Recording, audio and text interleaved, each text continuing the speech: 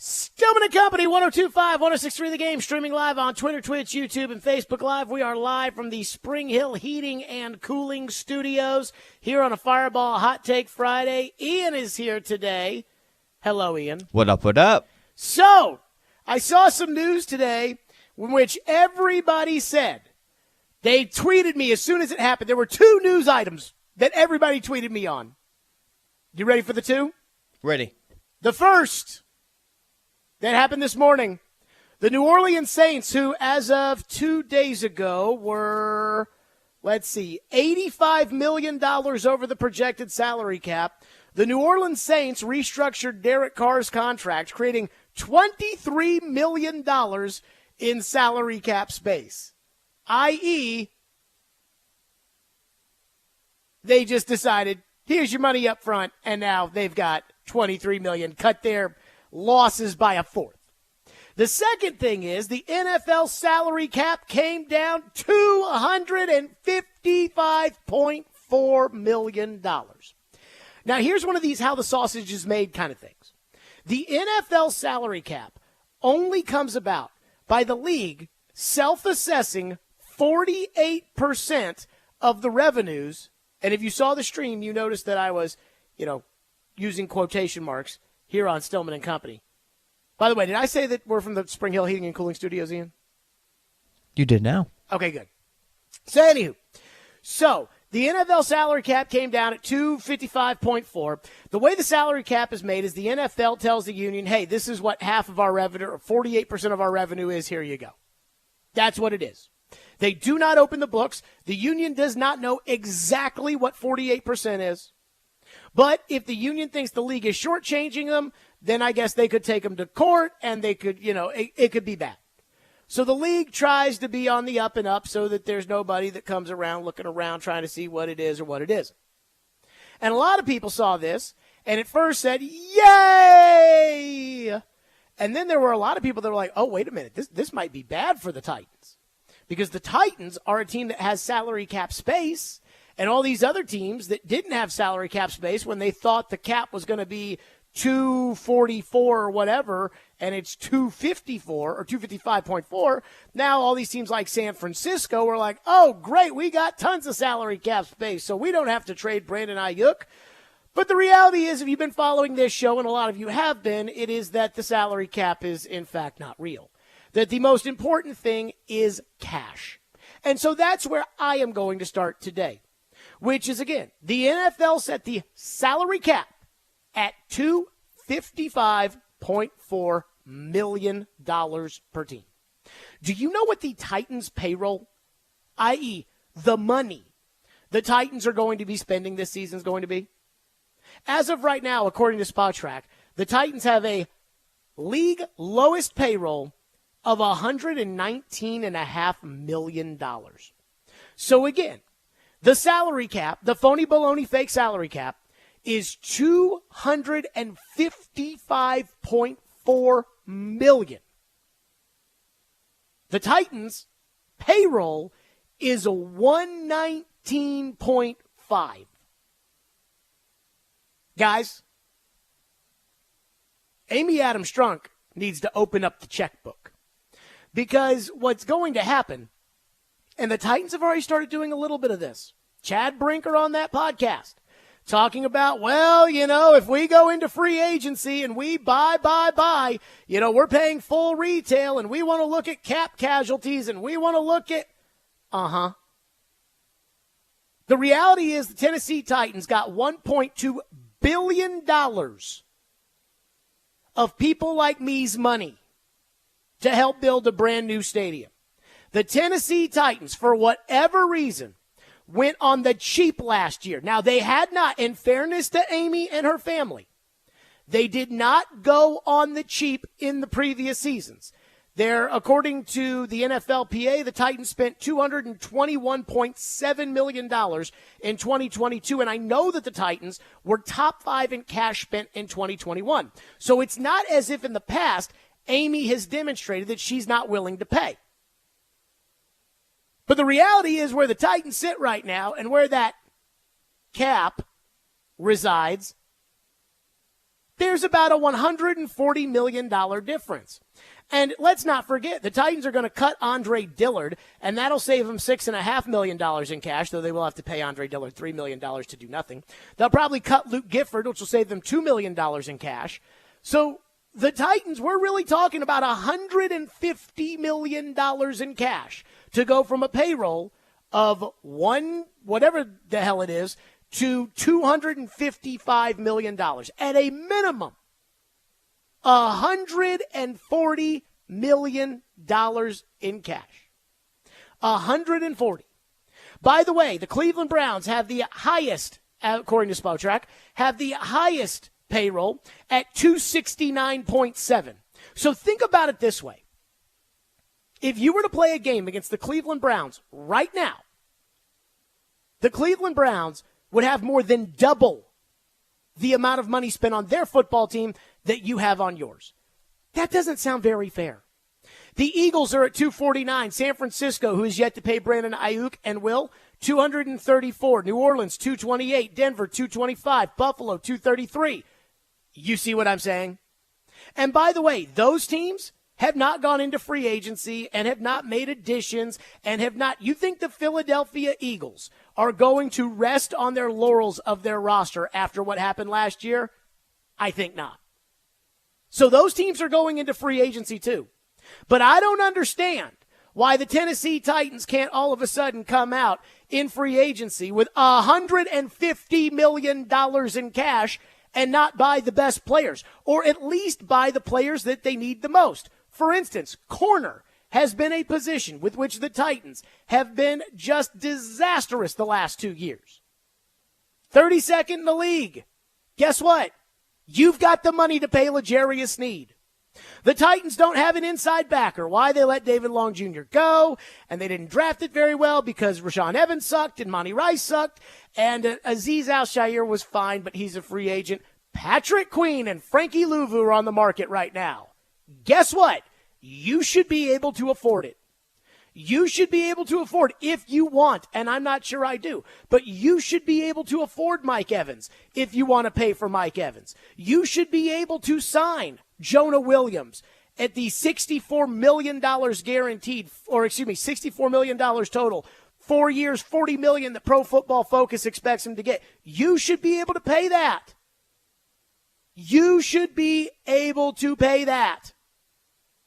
So I don't want to hear any excuse making because, again, the league is saying that their cap is $255 million, and you sit at $119 million. Guess what? If you want Derrick Henry back, you can bring Derrick Henry back. Why? Because you've got the money.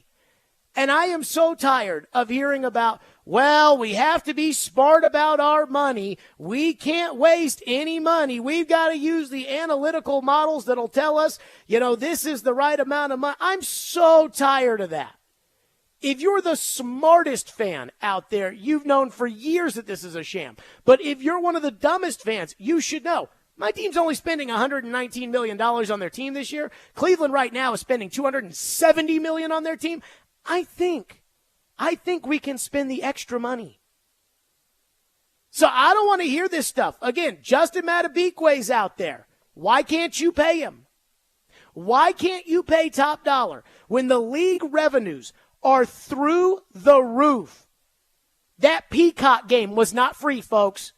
They made a fortune. The league revenues are through the roof. The Titans have their stadium deal done. They're getting $1.2 billion of our dollars. So as the all-time great American television mobster Tony Soprano would say, with all due respect, it's time for Amy and Kenneth and Barclay and everybody else over there to realize it's time to open the checkbook. It is not time to try to play smartest man in the room. It is not time to go and try to ball on a budget. It is not time to say, well, In order to sign a starting center, it would cost, let's see, what they got here at Pro Football Focus is the guesses. And I'm assuming that some of this has gone up. Well, it would cost 3 years and $15 million guaranteed to sign Andre James, or 4 years and $34 million to sign Lloyd Cushenberry, or 3 years and $11 million guaranteed to sign Tyler Biadasz. But we don't think Tyler Biadasz is worth $21 million over 3 years. So it's okay that we let him go to another team, and we decided that we were going to go on the cheap and re-sign Aaron Brewer. Not acceptable. So I don't know what you guys are expecting, but last year I kept hearing about next year we'll have all the cap space, and I didn't care about any of that because I know the cap's fake. And last year when the Titans went to the Combine and they were crying poor to agents about how they weren't going to be able to sign any free agents, I saw that coming a mile away. I said, oh, great. Here you go. They're crying poor. They're not going to redo any contracts. They're going to sit there and say, this is the best we could do. I mean, there's really nothing we could do except, we could only sign Andre Dillard. And I'm not letting them get away with it this year. But it doesn't matter about me because it's not my football team. It's your team. That's your $1.2 billion to build that stadium. That's you who signed up for Peacock to watch that terrible playoff game between Kansas City and Miami. That's you that buys parking and everything else that's associated with the NFL, the shirts, the hats, the car flags. That's you.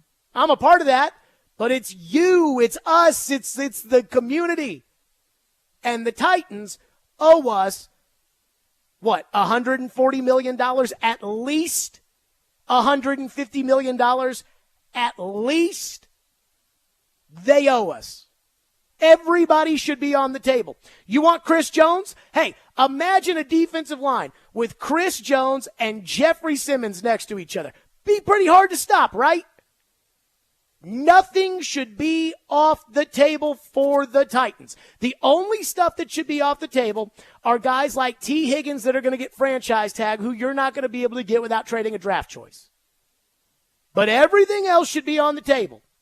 And if the Titans start crying poor, we're going to have problems.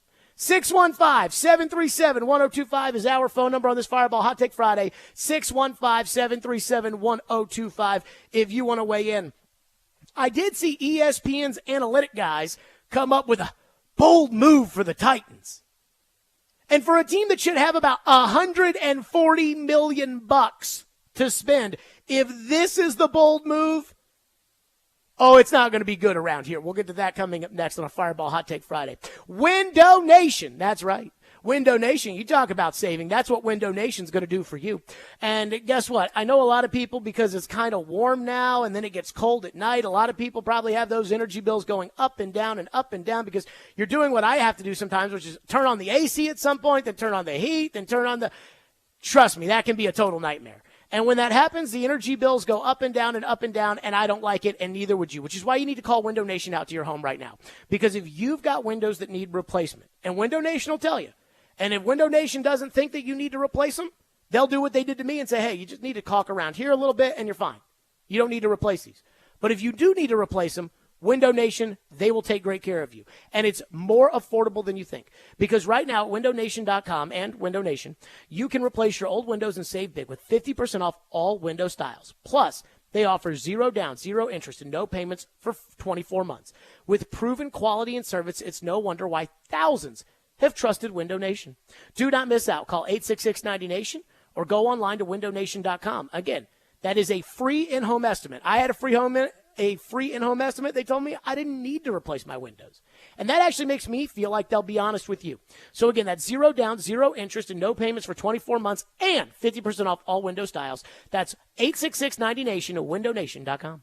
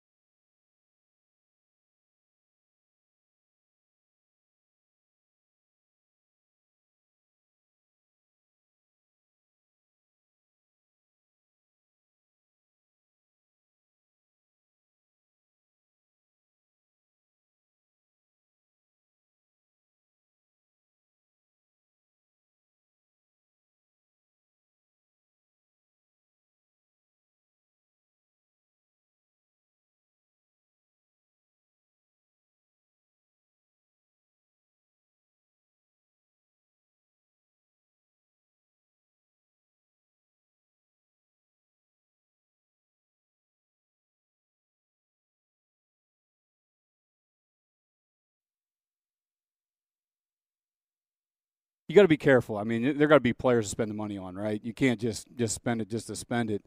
But when you look at free agency, there's a lot of different ways to acquire a player. One of them is free agency.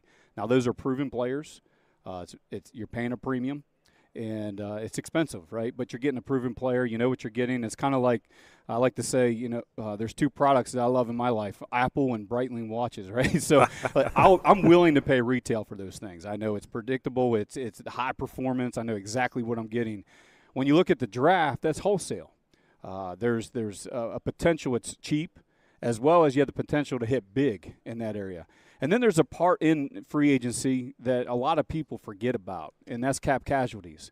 I like to equate that, if we can continue the theme here of products and things of that nature. Well, my wife loves Costco, and so do I. It's cap casualties is like going to Costco. You're going to get a really good product at a good value, and that's another area that you can play as you build the roster. Am I the only one that feels like Chad Brinker was treating us all like we're stupid? The draft is wholesale because those players are young and they're cheap and they're not injured.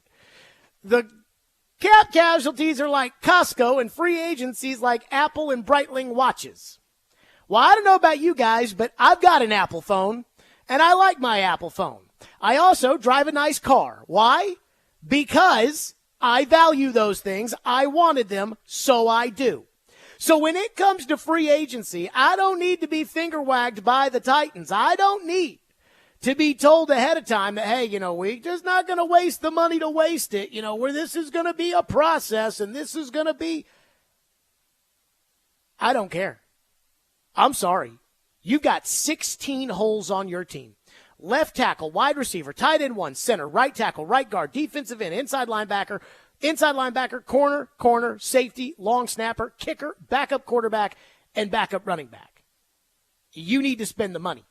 So the analytic nerds at ESPN.com have a bold signing for the Titans. And I'm like, okay, let's see. Aaron Schatz used to write at Football Outsiders, which Willie just freaking swore by. It was the Willie Donick Football Bible. And he now, I guess, writes for ESPN. Analytic guy. And his bold prediction for the Titans is, this is our bold free agent move for the Tennessee Titans, is to sign Cincinnati wide receiver Tyler Boyd. What? ESPN writes, the Titans are set on the outside with DeAndre Hopkins and Treylon Burks, but they need an upgrade in the slot. Timeout! The Titans are set on the outside with DeAndre Hopkins and Treylon Burks? Who told them that? Ian, did you tell them that? No, I don't think so. Who told them that? Who told the analytic geeks at ESPN that the Titans are set on the outside with DeAndre Hopkins and Treylon Burks? They probably just assume that they'll go with Treylon Burks because he's a first-round pick. Here's the deal with Treylon Burks, folks, and I hope this happens. But Treylon Burks needs to go into the vault, and we need to not think about him at all until after the draft is over. And then when OTAs start and training camp and the games, let's see how he plays and competes. And if he outperforms Rome Odunze or outperforms DeAndre Hopkins or outperforms Hollywood Brown or outperforms Mike Evans or outperforms any of these guys, then Treylon Burks should have a spot. He'll be on the team next year. He should be on the team next year. If guys get hurt, he should go in the games. But I'm not approaching this upcoming season with any idea in my head that Treylon Burks is a contributing piece of the team. He's the third or fourth receiver, the third or fourth outside receiver. But I digress. The Aaron Schatz writes, Nick Westbrook-Akine had a surprisingly good receiving DVOA this past season, 9% over average, but doesn't have a standout career so far. True. He's a free agent and could leave Tennessee. Kyle Phillips has struggled with injuries and has played 13 games in 2 seasons since the Titans drafted him in the 5th round of the 2022 draft. The Titans, he writes, can do better. I agree. A big addition would be Boyd from Cincinnati. He did not have an efficient year in 2023, but it was just 2 years ago that Boyd ranked second in DVOA amongst all receivers with at least 50 targets. He had at least 750 receiving yards in 5 straight years from 18 to 22 and would be a strong target underneath, while Hopkins and Burks draw the defense's attention. I'm sorry, but no thank you. I've got $150 million to spend. At least $140 million. I've got a boatload of money to spend. And you want me to go bring in Tyler Boyd. And, I don't mind signing Tyler Boyd, for instance, if a good receiver is behind door number 2, right? So the Titans have DeAndre Hopkins, and they sign Tyler Boyd, and they draft Roma Dunze. Okay. But the problem with the Titans, even with a deep receiver draft, is that they really have one need at receiver, and that's speed. And Tyler Boyd ain't that. I looked it up this morning. According to Pro Football Focus, Tyler Boyd had 5 targets over 20 yards a season. 5!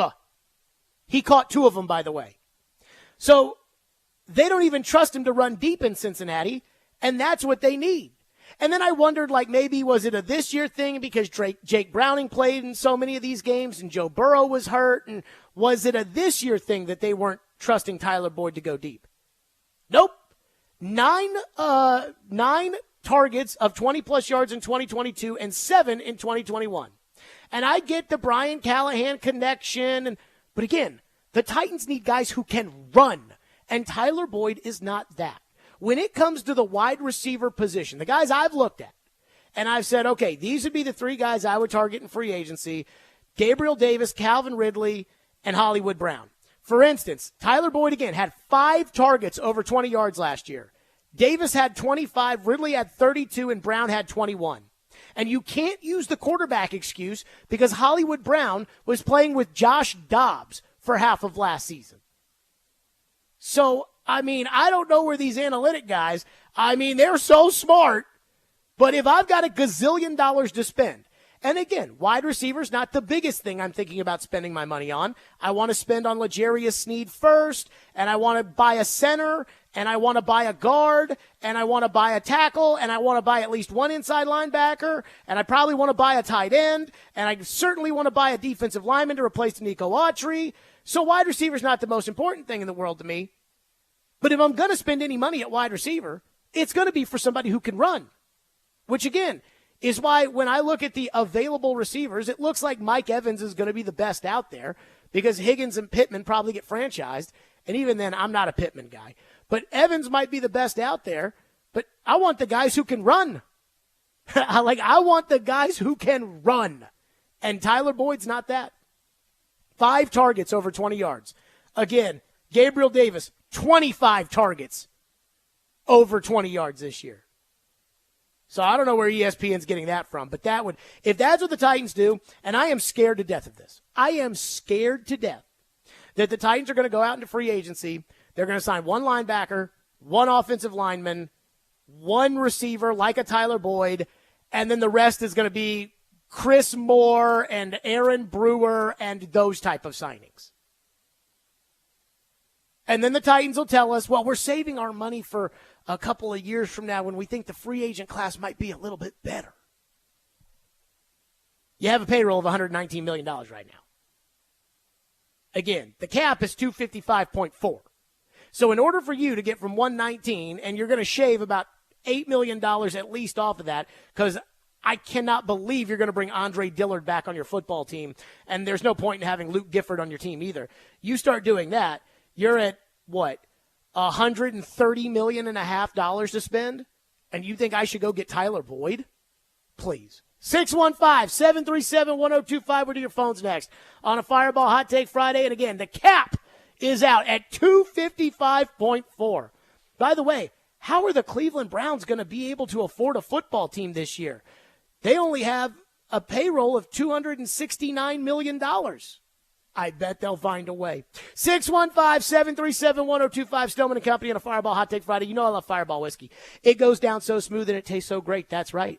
In fact, that's the way I power through some of you people that think the salary cap is real by ordering up a Fireball cinnamon whiskey shot. Knock it down. Tastes so good. It is the perfect way to ignite the night. We got great hockey this weekend to watch. We got great things to celebrate. And we'll always do so with Fireball whiskey. Ignite the night. Please do it responsibly and be 21 years or older to enjoy. That's Fireball Cinnamon Whiskey.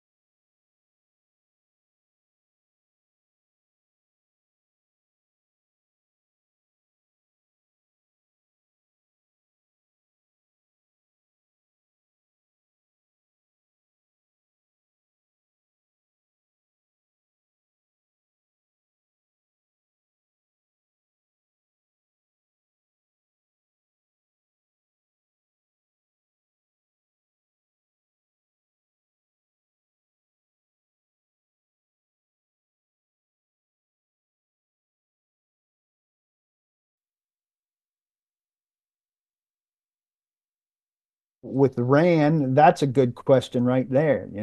How willing are you to spend that cap money? We understand you're not going to, spend every penny, but is the intention to get some blue chip players in free agency? I'd be curious what he says to a plain and simple question like that. And I'm curious how Rand will be at this after, the last time we talked to him wasn't such a success for him. That was PK. Let me just say this. If Rand Carthon's not planning to sign blue chip free agents, then Rand Carthon's not going to be here next year because this team's not going to be very good. So I think everybody's on the table if they're not tagged. So T. Higgins, he's not on the table. He'll be tagged. But everybody else, again, the cap 255.4. The Titans currently have a payroll of 119.5. And you know they're going to cut Andre Dillard. Phone lines driven by WilsonCountyHyundai.com at 615-737-1025. Let's go to Adam in Portland, who's going to kick us off today. Adam, go ahead. What's up, man? Happy Friday. Dude, I hear you say Tyler Boyd. Here's my problem, all right? It's really a catch-22. You hear it all the time, and so I'm not just trying to single these guys out, but if your coach is such an offensive guru, if he's special, an offensive special guy who finally gets to call plays, why does he have to get guys that he knows? Why can't he coach anybody to do this? It's the same thing people mentioning Patrick Queen, which I actually think would be a pretty good pick for us, but it's because the coordinator knows him. Like, why do we always have to get linked to these guys? And these coaches are good. They should be able to coach a whole variety of players and open up our market, right? Like, we don't have to be stuck with Bengal wide receivers. Like, there's got to be better than that, in my opinion. I mean, thank you for your call, Adam. I do think there are kind of important reasons that you want to get people that your coaches know. For instance, I mean, Calvin Ridley, I don't know how good Calvin Ridley is or isn't, right? Calvin Ridley last year had a good season for Jacksonville. He didn't have a great season for Jacksonville.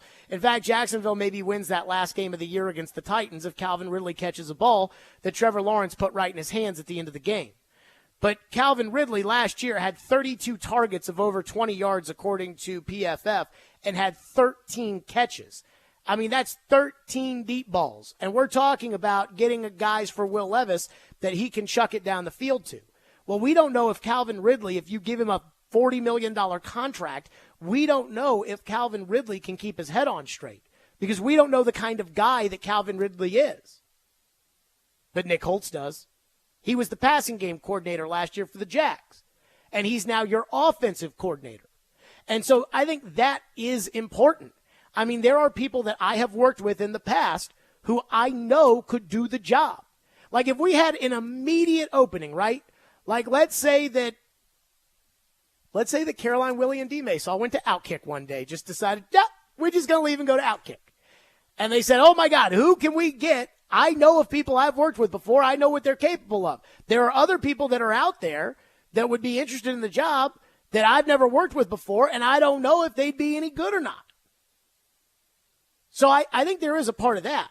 But don't get mad because ESPN said they should sign Tyler Boyd, and then Adam in Portland goes and gets mad at the Titans for something that they haven't done yet, for something that your coach hasn't necessarily done. But I do think that there is a reason that familiarity is important.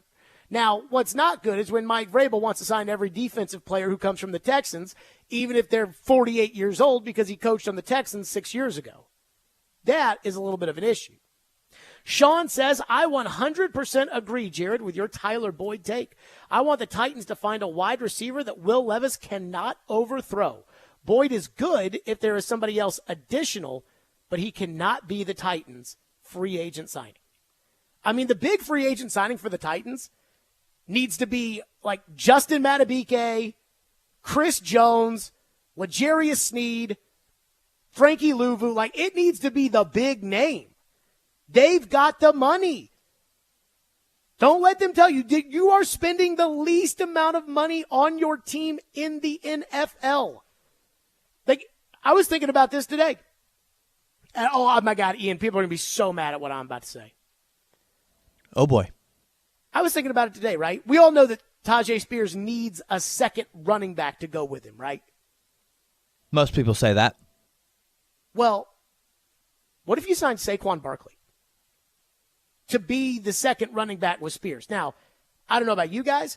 I think if you sign Saquon Barkley becomes the first running back, and Spears becomes the second running back to go with Saquon Barkley. But I actually think Saquon Barkley needs a second running back because Saquon Barkley can't stay healthy. So if you've got Saquon Barkley, and instead of trying to use him as a workhorse when teams are drafting him number 2 overall and are paying him franchise tag money. They want Saquon Barkley to be the workhorse. Instead of that, you sign Saquon Barkley for a significant amount of money because he will cost money. He's the top back on the market. And you just say, hey, we're going to run the crap out of the ball with Barkley and with Spears, and then we're going to throw it to Barkley and to Spears. To me, that's creative.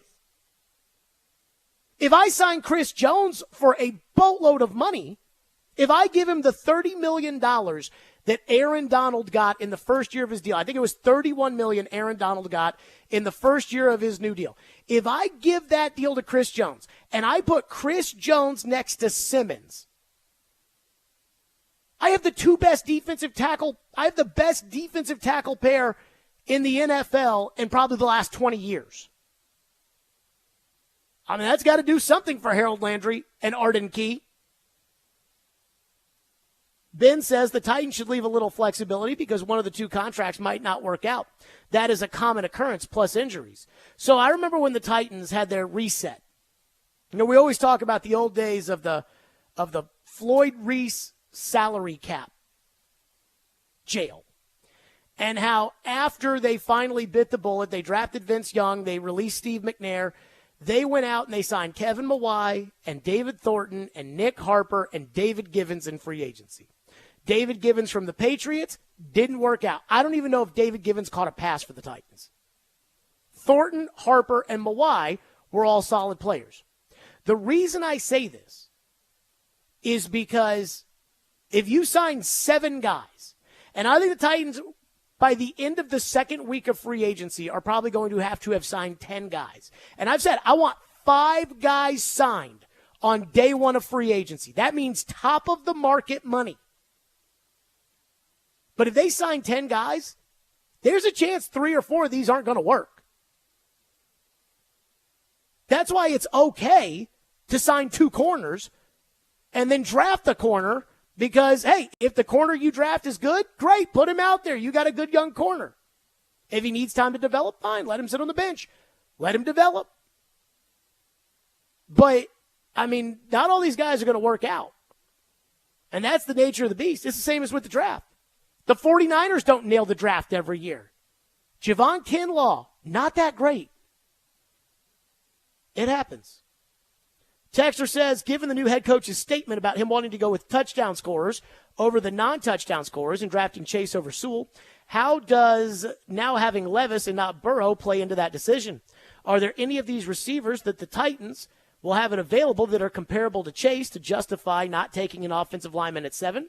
If he is solely looking for touchdown scoring talent at 7, shouldn't they consider taking the so-called generational tight end instead of a wide receiver, given the past history of second-round wide receivers, i.e. A.J. Brown, DK Metcalf, and Deebo Samuel? I mean, I think that the receivers are on the board. Adunze, Neighbors, I think those guys are in play. I think TD said it best yesterday. The Titans are going to draft, with their 7th pick, one of 4 players. Rome Odunze, Malik Neighbors, Joe Alt, or Olu Fashanu. I agree with TD. And you could convince me maybe to put Brock Bowers in there, but I think TD's right. I think it's one of those 4 guys. Neighbors, Odunze, Alt, and Fashanu. And the chance is by the time you pick at 7, 3 of those guys will be gone, so the choice will be made for you. What's most likely is that 2 of those guys will be gone, and you'll be picking between one of the tackles and one of the receivers. Or you'll be picking between 2 of the tackles, right? Fashanu might have the most talent. Alt might be the most ready. And then there's, another discrepancy there. More of your phones on the Titans and free agent spending, 615-737-1025. $255.4 million is the cap number. The $255.4 million cap number, and the Titans right now have $119 million in cash spent, according to Spotrac. And again, in 2022, they spent $221.7 according to the NFLPA. That's a difference of $102 million. Add 30 to that. And that's where you are right now. 615-737-1025, Stillman and Company, 1025-1063 The Game.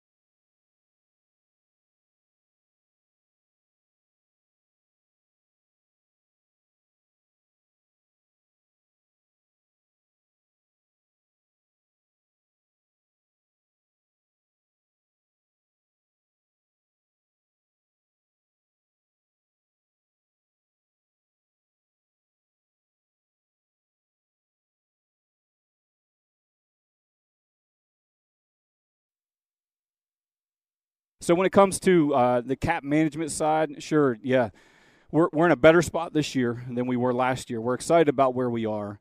It's about adding impact players, whether it's through free agency or through the draft. We're trying to add impact players. And when it comes to free agency, you're going to pay a premium for that. And a lot of times these teams don't let those guys go. So we got to be really smart about it and find those players not only that can impact our roster, but also there's some good depth signings you can find throughout the free agent process as well. Depth signings. Chad Brinker, we're not interested in depth signings. Last year, all you did were depth signings like Luke Gifford and Andre Dillard and Daniel Brunskill, and your team sucked. We're not interested in that. We're interested in the big names that are going to be available in free agency. Ian, I have a question for you. Okay. Now that we know that the salary cap is official 255.4, and we know that the Titans, according to Spotrac, have spent $119 million on their roster, and they'll cut Dillard and Gifford, and that'll put them at, what would that end up being, $111 million. And we know, again, that it's not an apples-to-apples thing here with the cap number and the salary spent, but it should give you a pretty good idea. Do you think the Titans will be going after the big names in free agency like Matabike, like Chris Jones, L'Jarius Sneed, Mike Evans? Trying to think who else. No, I do not. So you're just going to cut me off there and say no? Yeah, I am going to cut you off. How? It sounds like they want to do, a little bit of both. It doesn't sound like they're ready to go all in with just free agency. The problem is with this is that if you don't go all in free agency, you don't get any players. Like, free agency is not about trying to be smarter than everybody else. Free agency, when you stink, is about just trying to shore up your holes. That's what the Texans did. The Texans said, you know what? We've got one young receiver we like. So let's go buy 2 receivers, and then let's go draft another receiver. And we need a right guard. We don't have a right guard. Shaq Mason was available. Tampa didn't want to pay him $12 million. So what'd they do? They traded like a 5th-round pick for him, which is practically like buying him. That's what you do. That's what the Texans did. The Texans spent a boatload of money in free agency last year. The Texans had the 5th highest payroll in the NFL. Oh, the Texans won. Do you guys remember when Jacksonville signed Christian Kirk to that contract? And everybody said, $18 million a year for Christian Kirk. What are you talking about? And then they ended up in the divisional round of the playoffs. That's how you go from terrible to decent, is you go buy players. And then when you buy bad players, you cut them the next year, just like you're about to do with Andre Dillard. And when you buy good players, then you're Christian Kirk in Jacksonville. It's a good player. That's the point. That's what free agency is. That's how Jacksonville got good the last time before this previous time when they had Blake Bortles at quarterback, is they went out into free agency and they bought Barry Church and they bought Calais Campbell and they bought like 6 guys. That's what you do. So if the Titans, and I got to tell you, I think Ian's right. If the Titans do this thing where it's like, well, we just didn't think that Justin Matabike was worth $28 million a year. I'm going to say, well, then who'd you get? Oh, well, we got this Scarbini from the 49ers who was a rotational player, but we think he can be more for us. By the way, I'm looking at what does Pro Football Focus say for Matabike? And I do wonder if they're going to adjust these numbers as to what their contract expectations were, given the fact that, again, the cap went up some money. I talked to an agent today, and I asked what that meant to him, that the cap went up, $5 million extra than they thought it was going to be. And he was like, what it allows the agents to do is it allows teams like the Saints not have to screw with as many contracts. And then at the same time, and hold on, I'm going to give you the direct quote here just so people know that I'm not making this up. The the direct quote from the agent when it came to what was important about that quote-unquote cap number was, it makes it easier for teams like the Saints to have to negotiate less contracts. Then for teams like the Titans that cry about the cap, it's harder for them not to pay guys. So there you go. But I agree. I agree with Ian. I don't think they'll unload the barrel. All right, here's what Pro Football Focus said about Matabike. 4 years, $92 million, $60 guaranteed. And he plays D-line?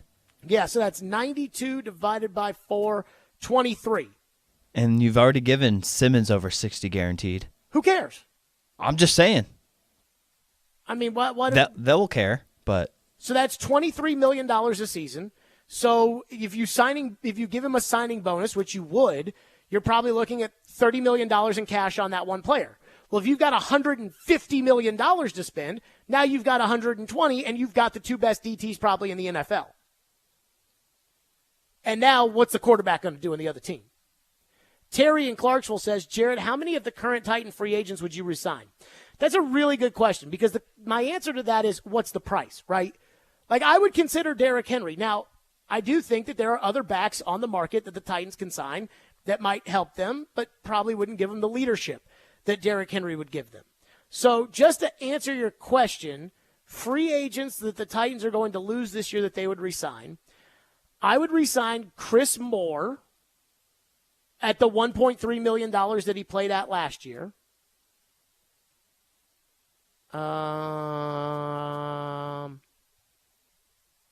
Let's see. Defensive line.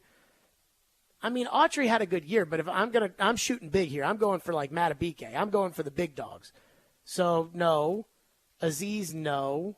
Aziz rather go hang out with his 49er friends. Murphy Bunting, no. Fulton, no. Kayvon Wallace, I mean, at a league minimum. Nick Folk. I'd resign Nick Folk.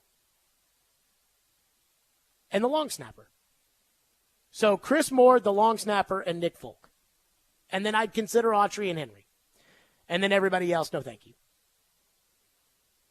Texter into the text line says, I didn't think I could get madder at John Robinson, but knowing he traded A.J. Brown for a worthless receiver, we have to update our anger towards him as his latest picks fail. I thought people were already mad at John Robinson about that. Like, what are we talking about? Texter says, I thought only the loser teams win free agency, like the Jets and Browns. Now we are talking about spend, spend, spend. I mean, the Jets are always the team that spends the most money on the dumbest players. Now, I'm not saying spend the most money on the dumbest players. Spending the most money on the dumbest players would be like spending a bunch of money on Tyron Smith. You know, again, we've seen teams that have turned teams around. And I'm not saying you're going to be competing for a Super Bowl by doing this. I think there is a ceiling when you go out and get a bunch of good players. Or, good. When you go out and get a bunch of starting caliber NFL players. There's a ceiling for how far that team can get you. The question is by having solid and legitimate NFL players around Will Levis in a good offense with an offensive guru coach going to allow Levis to ascend into being a great quarterback. Because if that's the case, then you've got your answer.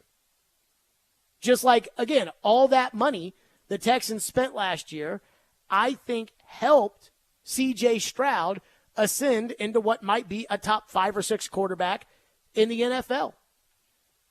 615-737-1025 is our phone number. 615-737-1025. Caleb says, what corners are out there besides L'Jarius Sneed? That is a fair question. The two that come off the mind for me are Kendall Fuller. There's actually a lot of corners. And Ian said Xavier Howard might be getting released, which I'm guessing is the case. But the corners that I have, I've got Kendall Fuller of Washington, L'Jarius Sneed, and Chidobe Awuzie from the Bengals that I would consider. Steven Nelson of the Texans, I think solid. And I'm not interested in Kenny Moore, Adoree Jackson, or Sean Murphy Bunting. 615-737-1025 is our phone number, 615-737-1025. Coming up next, the Predators with a late-night victory last night in L.A. That's great. That's great. But I'm scared. And I'll explain why. We'll do that next. Stillman and Company, 102.5, 106 for the game.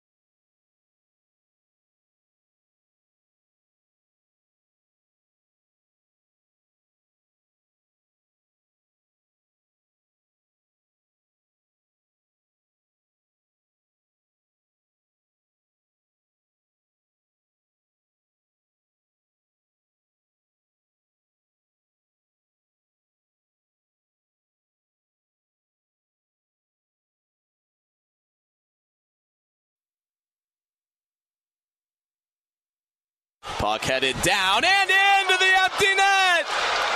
Right off the face-off. 4-1 Preds. It was Lazon.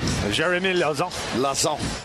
Lasson put the puck in the net in Montreal last night for the Predators. It was actually in L.A., but, I can't do that voice and say L.A. I can only do it in Montreal, anywho. But last night, the Predators were winners in L.A. They had to have it.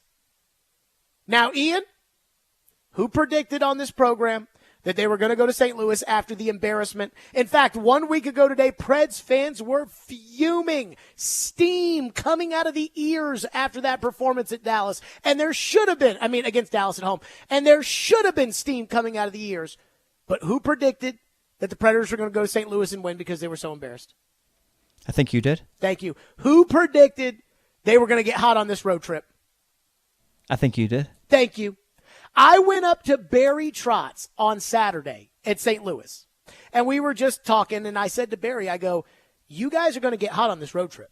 Like I told him, I said, this is going to be one of these 4-0-1 type road trips. And I know this because I've been following the Predators long enough to know that when you get down on the Predators, when you think things are bad, when you think there's no coming back, when you're angry, they turn it right around. And I've been following the Predators long enough to know that when you feel comfortable about the situation the Predators are in, they crap their pants. I am telling you, I've seen it too many times. In fact, I think maybe one of the best things that ever happened to the Predators in that 17 Cup run was all those injuries at the center position with Johansson and Fisher got concussed, and all of a sudden they're calling up Freddie Gaudreau from Milwaukee, who never played, or at least we had never seen him play in the NHL, and it's like angels in the outfield type stuff with Pontus Aberg and Colin Wilson in the playoffs for you to win, because everybody knew when we looked at the injuries, we thought, oh my God, they're toast. Oh God, they're toast. In fact, I remember we did a show on that Friday after the Predators lost Game 4 against Anaheim in, I think, overtime. And the Predators go back, and in the middle of the show, the news breaks that Ryan Johansson had surgery and would be out for the rest of the playoffs.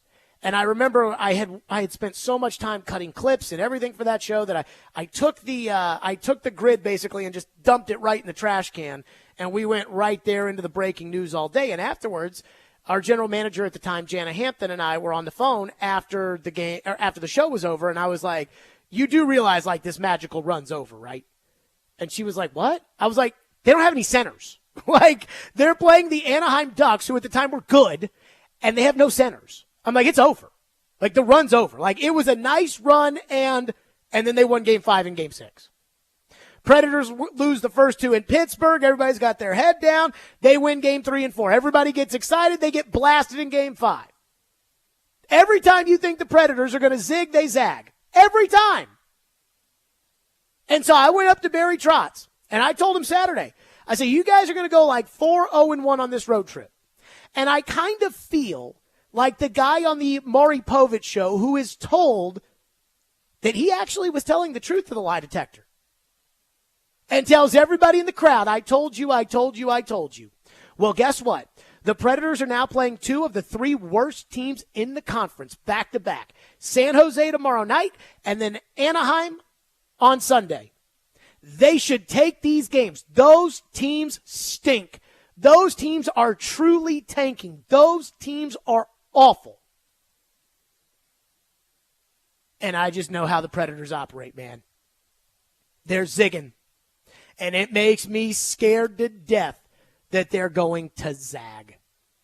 Thinking about playing these bum teams after the way that the Predators have played, with the good wins, St. Louis and LA are ahead of you in the wild card standings, and you went on the road and you beat both of them in regulation, which is important because they don't get those points for making it to overtime. You went on Tuesday to the defending Stanley Cup champions, and you outplayed them in one of the most hostile buildings in the NHL. And here I am on this Fireball Hot Take Friday, and I am dirtying my undies over what may happen this weekend against San Jose and Anaheim. And I'm not talking about the good kind of dirtying my undies. I'm talking about the bad kind. I'm scared to death of losing these games to these bum teams. You know, I know that everybody's good in the NHL. I know. But the Predators should win these games. Those teams aren't trying to win. And this is what happens to the Predators. And I don't know if it's just the Predators or if the Predators are the only hockey team that I cover. So I just know how they are, and this happens to everybody. But the Predators started the season not so hot. And remember, we embraced the tank. And they were telling us, well, it's taking a little bit of time for them to catch up to the system, and we're not sure that they're totally there yet. And I'm like, okay, fine. But then they got hot, and it was like, wow, I really thought they weren't going to be very good after the start of the season, and now they're hot, and they're back in the playoff spot, and then they kind of go downhill. They come back from the break. They get 3 home games, feeling pretty good about, okay, you just take 2 of these 3, and you're kind of on your way, and then, nope. Barry Trotz had to cancel the Vegas trip because he was so disappointed with how they played. So now they got embarrassed. They got refocused. They know that their playoff lives are on the line, and they go out there and they play their tushes off. And so now they're probably looking at themselves, starting to think, you know what? We might be pretty good. They're starting to think that those undies that they have on don't smell so bad. And that's exactly what leads them into the trap. And San Jose and Anaheim, it's a trap. And I don't know exactly why the NHL did this to the Predators, but I think it kind of stinks that they had to go from L.A. all the way up to San Jose, all the way back down to Anaheim. And what I'm really scared about is I'm scared about the fact that they get a back-to-back, and then they got to go back across the country home, and they only get 1 day, and then immediately they're turning around and playing a game on Tuesday against Ottawa. I like it as a fan because I get bored on the nights that they don't play. But, I mean, as far as the winning and the losing, it worries me. Because what I do feel, what this has done, what this streak that I anticipated they were going to go on after the last week that they had at home, this streak has made me optimistic that this team, and I don't think they should be buyers at the deadline, and I don't think Barry's going to do that. I think there's one decision for Barry Trotz to make, and I think that decision is what they do with Tommy Novak. Whereas I think Barry, if he can trade these defensemen like Carrier and Fabro so he can make room for Spencer Stasny and ultimately make room long-term because he's not going to re-sign either guy because he's going to want to make room for Tanner Molendyk, I think he'll trade those guys no matter how many games they win. Saros, I think the price is the price. If you go to Barry and you say, hey, I'll meet the price, UC Saros is yours. If not, he stays. I don't think that changes whether or not they win or lose. The only one that I think is really a determining factor based on how they play is Novak. Because I don't think the Predators are going to be able to re-sign him if he's looking for $4 million. I don't think they're going to be able to re-sign him before the end of the season, before he goes to market and sees that $4 million either is out there for him or is not. And he's a pretty decent goal scorer. So I do feel like that's the one question mark, and I can live if they don't trade Tommy Novak. So I'm not worried about contending or anything, but I wanted one competitive playoff series. And I think they can give it to me. But they have to win these 2 this weekend. These 2 this weekend and Tuesday. That's what I need. I need these 2 this weekend and Tuesday. I don't think that's too much to ask. 615-737-1025, back to the Titans. And again, they have set the NFL salary cap at $255.4 million. The Titans currently are spending $119.5 million in cash. So is Amy going to unload the checkbook?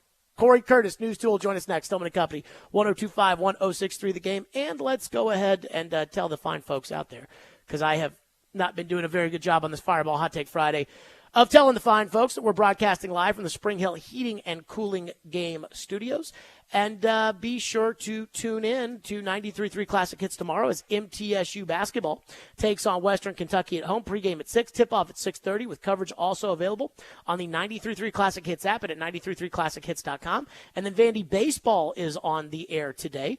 That's right. They take on Gonzaga at Hawkins Field. Pregame at 4:15, first pitch at 4:30. Coverage also available on the 94.9 The Fan app and at 94.9thefan.com.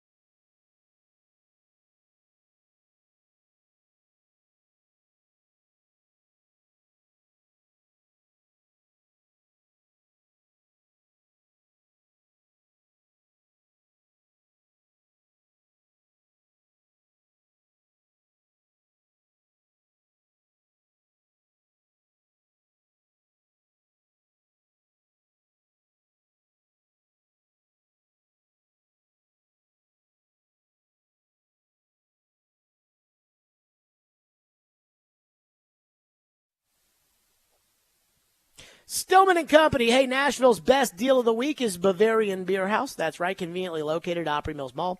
Enjoy beer, food, music, and fun at Nashville's only authentic German beer hall, where it's Oktoberfest every day. Head to theGameNashville.com/deals now to get a $50 gift card for only $25 to Bavarian Beer House while supplies last. So the NFL salary cap comes out, and the number is $255.4 million. That is the salary cap. Now, the amount of money the Titans have committed in salary for this upcoming season, and this is not an apples-to-apples comparison, but it gives you a good enough idea, is $119.5 million. According to Spotrac, that is the least amount of money spent in the NFL. 32nd. In fact, the Titans are going to cut Andre Dillard, and they'll save $6.5 million in cash, and Luke Gifford, that'll put him at $8.5 million. So that'll put the Titans at $111.5 million. No, excuse me, $111 million. They spent $221 in 2022. Again, the revenues have soared, so I think the expectation should be, I don't know, $150 million maybe, that the Titans spend in free agency. That means anybody who's not tagged would be on the list. Danico Autry is getting a little up there in age. You can sign Justin Madubuike. If you really want, and he gets to free agency, you could probably sign Chris Jones, L'Jarius Sneed, Chidobe Awuzie, whatever offensive linemen's out there you want. I think you can sign them. Corey Curtis joins us now from News 2, as he always does. So, Corey, Chad Brinker's been on these podcasts and has talked about, well, free agency is like Apple and Breitling watches, and cap casualties are like Costco, and we want to shop at both, but we want to get it. Corey, I want the Titans to spend money, and I want them to bring in some players, and I'm not talking about, bring in Chris Moore. I'm talking about the big boys. Do you think the Titans will be interested in the big boys? Well, I think from what they said that they're not real anxious about the first wave of free agency. And I think, the first 2 days you overpay. Yes. And I know your feeling about the cap, that it doesn't matter if you overpay or not. But it absolutely does not. And the cash, again, Corey, we're talking about $150 million. You could overpay. You can, and I think if you feel like this person that you're overpaying is a difference maker for you, then go ahead and do it. I mean, if this is the person who puts you over the top, but I think what the Titans need are core players. So I think the age of the player has to be right. I think the length of the deal has to be right. I don't want to sign a guy for 2 years and then cut him, as a cap casualty in 2 years. They need a new crop of core players. And we've seen them have success before bringing in a free agent class with a crop of core players. I go back to, Kevin Mawai, David Thornton, that group. Nick Harper. And David Givens. Great group. Remember, David Givens was the bust of that group. Yes. Yeah, that was the bust, but that was a really good group. And then, you bring in Ben Jones, to really kind of cement your offensive line. And that's what I would like to see them do is, find that center who cements the offensive line. If you have to overpay for it a little bit, that's fine. Draft your tackle, get your center, spend that money there. And I would also like to see them spend money on a cornerback. Find a cornerback who can cover half the field for you. So how about L'Jarius Sneed? He'll cost you top of the market money, but again, you have top of the market money unless you're so afraid of spending it. Well, I mean, look, L'Jarius Sneed's not the only one. Jalen Johnson's also a free agent. Well, he's going to get tagged. Player. Okay.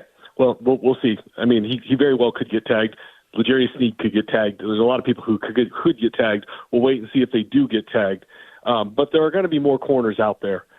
They need somebody. I mean, and if you can get that somebody in free agency, and again, they could probably draft another corner, but I don't think it puts the onus on you to draft him in the first 2 rounds. You could focus and tackle wide receiver that way. So I'd really like to see them get a core offensive lineman and a core cornerback in free agency. I'd like to see them spend some money on an inside linebacker who's going to be here for more than a year. I know Patrick Queen's the name that comes up, and I think that could be money worth spending. And you can't have enough good pass rushers. I'm not against bringing back Danico Autry. I'm not against bringing in somebody else. But I think you could spend money on those 4 places, and I'd be pretty happy. So I think the Titans should probably bring in my opinion, 2 to 3 top-of-the-market players. Like, I'm dead serious about this. So when I talk about Justin Madubuike, for instance, Pro Football Focus put their free agent money expectation contract or whatever on Madubuike at 4 years and $92 million with 60 of it guaranteed, which basically means you're guaranteeing him 3 years. And I think if Denard Wilson gives him the thumbs up, I think you sign him because you have the money to sign him. To your point, I think Justin Madubuike, unless he's a one-hit wonder, I think he becomes a core player for this football team. I think if you sign L'Jarius Sneed, he becomes a core player for this football team. That you sign being a Patrick said, Queen, he becomes a core player for the football team. That's exactly what I'm talking about. But again, you're going to have to pay for that. And that's the thing that I think the Titans are trying to do, and they're trying to tell everybody. I think they're trying to convince everybody up front that overpaying in free agency is a bad thing. I argue overpaying in free agency is the cost of doing business, and I use Christian Kirk as the example to say, hey, everybody thought Jacksonville was crazy when they gave Christian Kirk $18 million, and I think he's been worth every penny to them. He's been worth more. What they knew was where the market was going before anything, and because that $18 million at the time seemed crazy, but then receivers started getting $25 and $30 million, and all of a sudden the $18 million wasn't so much. And I think too, to that point, Jacksonville was the worst team in the NFL. They had the disastrous year with Urban Meyer. If Christian Kirk at that point had offers that were all in the same ballpark because everybody didn't want to pay too much, he's not going to Jacksonville. And that's how I feel about this crop of free agents, which is, again, you've got more cash to spend than everybody else because you aren't spending any of it, right? And so if L'Jarius Sneed has a similar offer between you and the Chiefs, he's going to take the offer from the Chiefs. You're going to have to overpay to get L'Jarius Sneed. But I think that beats, signing some Sean Murphy Bunting for 1 year, $5 million again and putting him out there at corner. Well, and you also have to look at the structure of your football team. Two of the highest paid players on every team are the quarterback and the left tackle. You are ideally going to have your quarterback and your left tackle under rookie deals for the next 3 years. I mean, that's opening upwards of $50 to $75 million worth of cap space on those two positions alone. And so you should be in position to take advantage of those two positions being on their rookie deals and finding those other guys. I mean, I think it's easier to find receivers that can really contribute. There's a lot of guys in this league who can play receiver and put up numbers. I mean, just look at the Bengals. They got like 5 of them. But there's not a lot of shutdown corners. And so if you can get one, I think you pay for one and you go get one. And I think there's just no question about that. So I guess what I'm saying here is I'm for overpaying, but you can't just overpay for anybody. You can't just say, oh, we're going to bring in all these free agents. You got, if it's the right guy, then go ahead. Do you think the Titans, Corey, will be willing to open the checkbook? Look, I think Amy Adams-Strunk wants to win. So I think she is willing to do whatever it takes. I do think she's going to want to follow this model that they're putting forward, okay? And, how much are Chad Brinker and Rand Carthon going to be willing to spend, and how much are they going to want to stick to their guns? We'll see. Look, they've had 2 straight losing seasons. And, again, you're in position to spend money now because in 2-3 years when you're re-signing your quarterback and your left tackle, your cap is going to be a mess. Okay, trying to manipulate that. If Levis is what we think he is, and even if he's just a good starting NFL quarterback, his cap number is going to be upwards of $50 million. So you've got to spend your money now. And so I think it would be foolish to not spend that money now because you're not going to be in position to sign these players in 3 years. My thing with all of this is I'm not worried about Levis, what's going to happen when Levis becomes a great player. I'm worried about what can I do right now to make Will Levis a great player. Well, no, I completely agree with you, but I'm saying you're in position to do that. All right, you're in. I mean, look at Patrick Mahomes. Corey, to your point, he's a great player. To your point about this, he doesn't have the weapons that he had when he was under a rookie deal. Sure, you're in the same position Jacksonville was with Trevor Lawrence, where they bought Christian Kirk and all those other guys, and the same position Houston was in last year when they bought all those guys and Dalton Schultz and Shaq Mason and George Fant and it worked Robert both Woods. times. What'd you say? And it worked both times. Yeah. And that's, to me, that's where the Titans are here. Corey Curtis here. Miami with Tua did the same thing. Here's my take, though, on the Titans and the money. So San Francisco spends on free agents. Like, San Francisco spends money. Javon Hargrave, he wasn't free. And so Christian McCaffrey wasn't free. Trent Williams wasn't free. But my theory is I think the Titans, I think they think they're smarter than everybody else. So I think they're going to try to, quote-unquote, be strategic when it comes to free agency.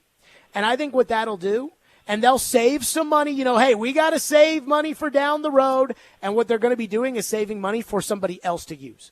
Because if they have a bad free agency, if they have a bad free agency this year, I think they're out. Because what happens, it's the same with Vrabel.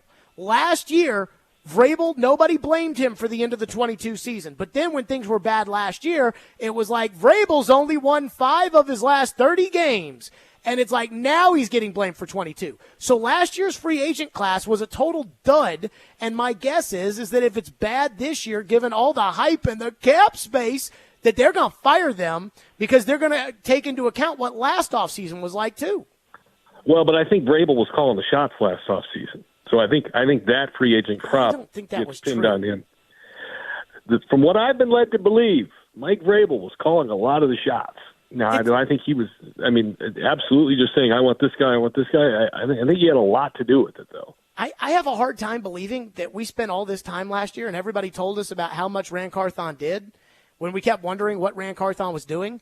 And everybody said, oh, no, Rand's doing a lot. Rand's doing a lot. And then when everything was bad, it was, Rand didn't do anything. It's a moving goalpost, and it drives me crazy. It is. I do think Vrabel was wielding a lot of power, and I do think Rand was trying to work with him on the people he got.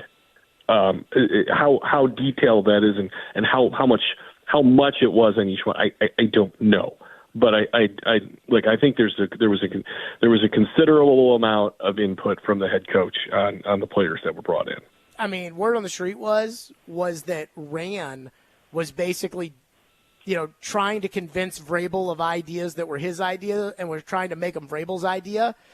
And I'm like, look, man, at some point the GM has to stand up and say, I'm GM of this team. And I think we're both going to agree on this. The best way for a team to run is for the GM to pick the players and tell the coach to go coach them. Sure. I mean, that's the way to do it. Fireball Hot Take Friday. What's your hot take, Corey?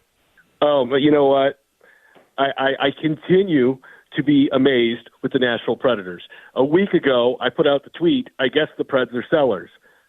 Are they buyers now? I'm still going to say no. It's fun to watch them win 3 in a row. I still don't think that they have enough. I still believe that if they can get a good trade for UC Saros, they should still trade him.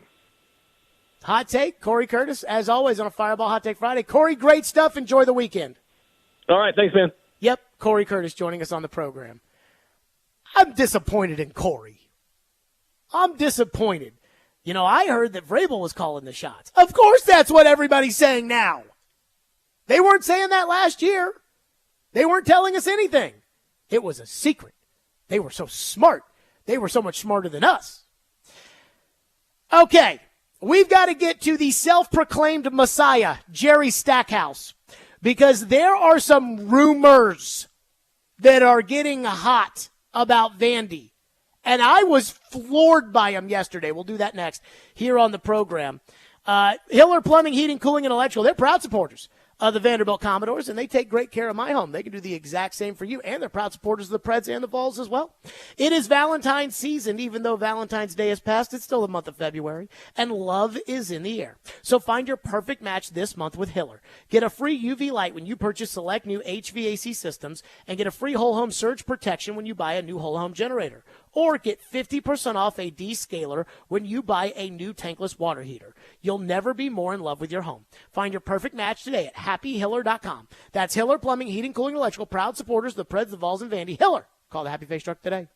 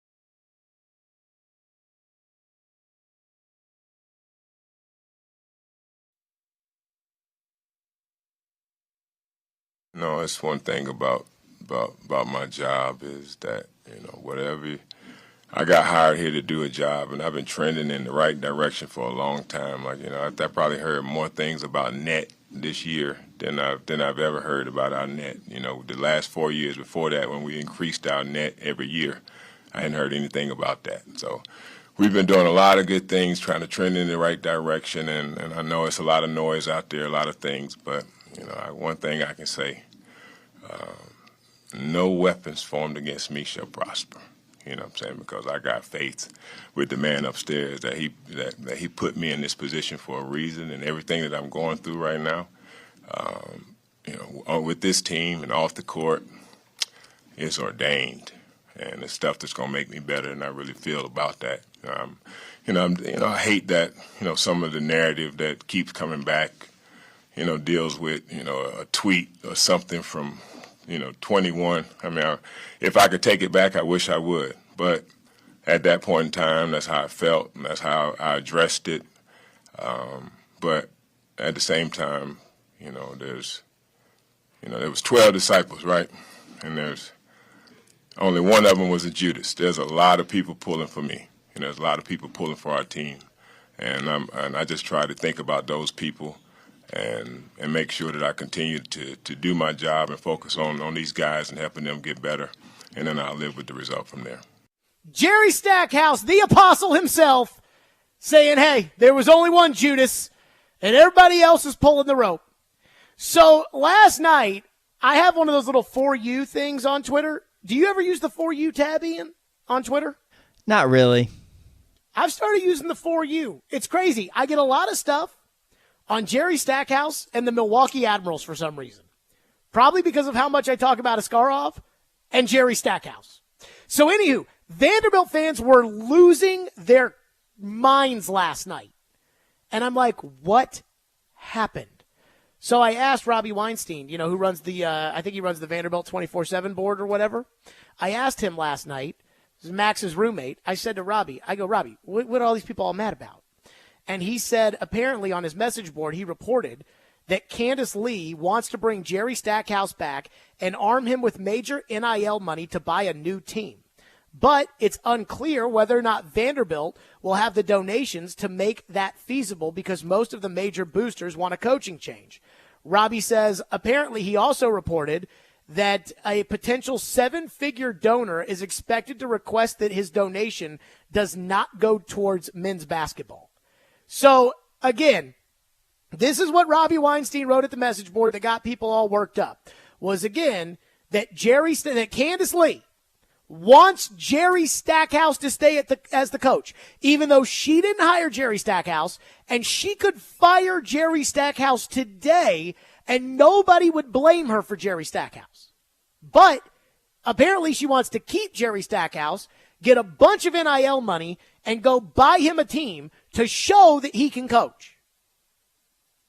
But all the people apparently that have the NIL money aren't interested in donating the NIL money in order to make that a possibility. And I think that this is true. And I'll tell you why. Because you know how, when you see in the NFL, when Adam Schefter, Ian Rappaport, Mike Garafolo, Tom Pelissero, and Jay Glazer all tweet the same thing about 9 seconds apart, right?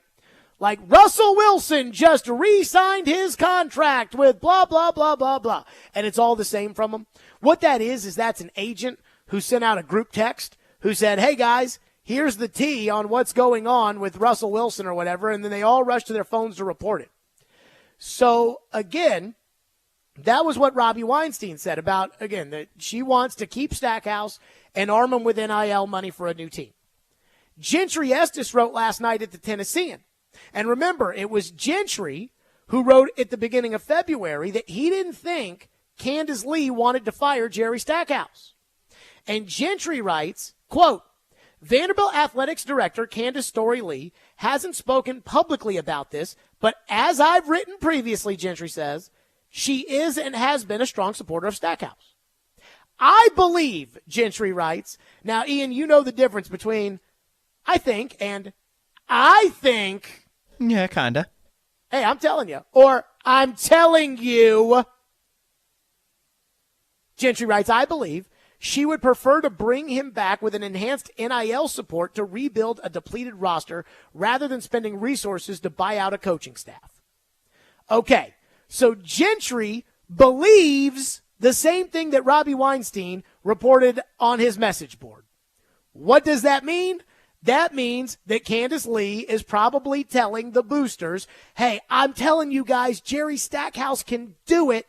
I promise you he can do it. I just need your money because I can take your money and get the players. And Jerry Stackhouse, who hadn't made an NCAA tournament in 5 years and who freaking stinks, Jerry Stackhouse will coach them up, baby. And again, as Robbie reported on his message board, the boosters apparently are kind of folding their arms like, no, we're not doing this anymore. Here's a question I have. If you're Candace Lee, and I like Candace Lee, I do, why would you do this to yourself? If you bring, the thing about Candace Lee is I do feel like for the most part in town, now I can't speak for the Vandy fans who live and die by this stuff, but in town, I do feel like a lot of people are kind of, I don't know, they don't have an opinion on her. It's like, yeah, great, she's fine. Thumbs up. Whereas if she goes out of her way to bring Jerry Stackhouse back, I think that's going to form an incredibly negative opinion around her. Why would you do that? You don't need to do that. If you fire Jerry Stackhouse, everybody gets what they want, and you get to hire a basketball coach. So why would you do this to yourself? That's all I would ask. And I understand the idea of thinking that Jerry Stackhouse can coach. I get it. Like, I thought, look, Clark Lee, and I haven't talked to Clark in a while, but let me tell you this about Clark Lee. I think Clark Lee is a good man, and I think Clark Lee is a smart guy and a good coach. I do believe he's a good coach. When they went from 2 wins to 5 wins, I was like, makes perfect sense. And I figured they'd be 6 wins or 7 wins the next year. Because I think he's smart. I think he's a good coach. And when they went back to 2 wins and they bungled that UNLV game the way they bungled it, I'm watching the game at home and I'm thinking, how can Clark be doing this? I know he's better than that. But if I was the athletic director at Vanderbilt and Clark Lee this upcoming season won 2 games, I'd have to fire him. Like, there's just not a choice there. And I would tell you, Clark's probably smart enough to know that, which is why he changed his entire coaching staff. With Stackhouse, if he had gotten the job and you had told him, hey, 5 years from now, 0 NCAA tournaments, and you're like the only coach in America that can use COVID as an excuse, or that can't use COVID as an excuse, because your team finished the season the day before COVID shut it down. 5 years, no NCAA tournaments. Trending the right direction. They're a 17.5-point dog at Florida tomorrow. They're not going to win another game the rest of the year. It's a disaster. So again, I ask this question. If these rumors are true, and when the rumors come from multiple organs, it makes it pretty obvious that there is some validity to this. If the rumors are true, and Candace Lee is trying to convince boosters to pay money so that Jerry Stackhouse can get a team, I ask this question. Why do this to yourself? Why step in front of the metaphorical fire that is coming for Jerry Stackhouse? Just fire him and then go get your own coach, unless you really think he's the best coach in America. And there's no way she can think that. All right, take your phones on this next. 615-737-1025. I know the Vandy fans want to get in on this, so I will give you a segment, a forum to do so next. Stillman and Company, 102.5-106.3 The Game. Oh, by the way, let me tell all the fine folks, Vandy basketball is right here on 102.5 106.3 The Game.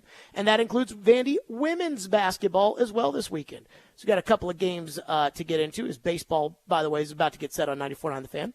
Vandy women's basketball is on Sunday. Arkansas on the road. Pregame at 1:45, tip-off at 2. And coverage is also available on the 94.9 The Fan app and at 949thefan.com. And tomorrow, right here on 102.5 The Game, Vanderbilt takes on Florida. Pre-game at 11:30, tip-off at noon. Coverage also available on the 102.5 The Game app and at thegamenashville.com.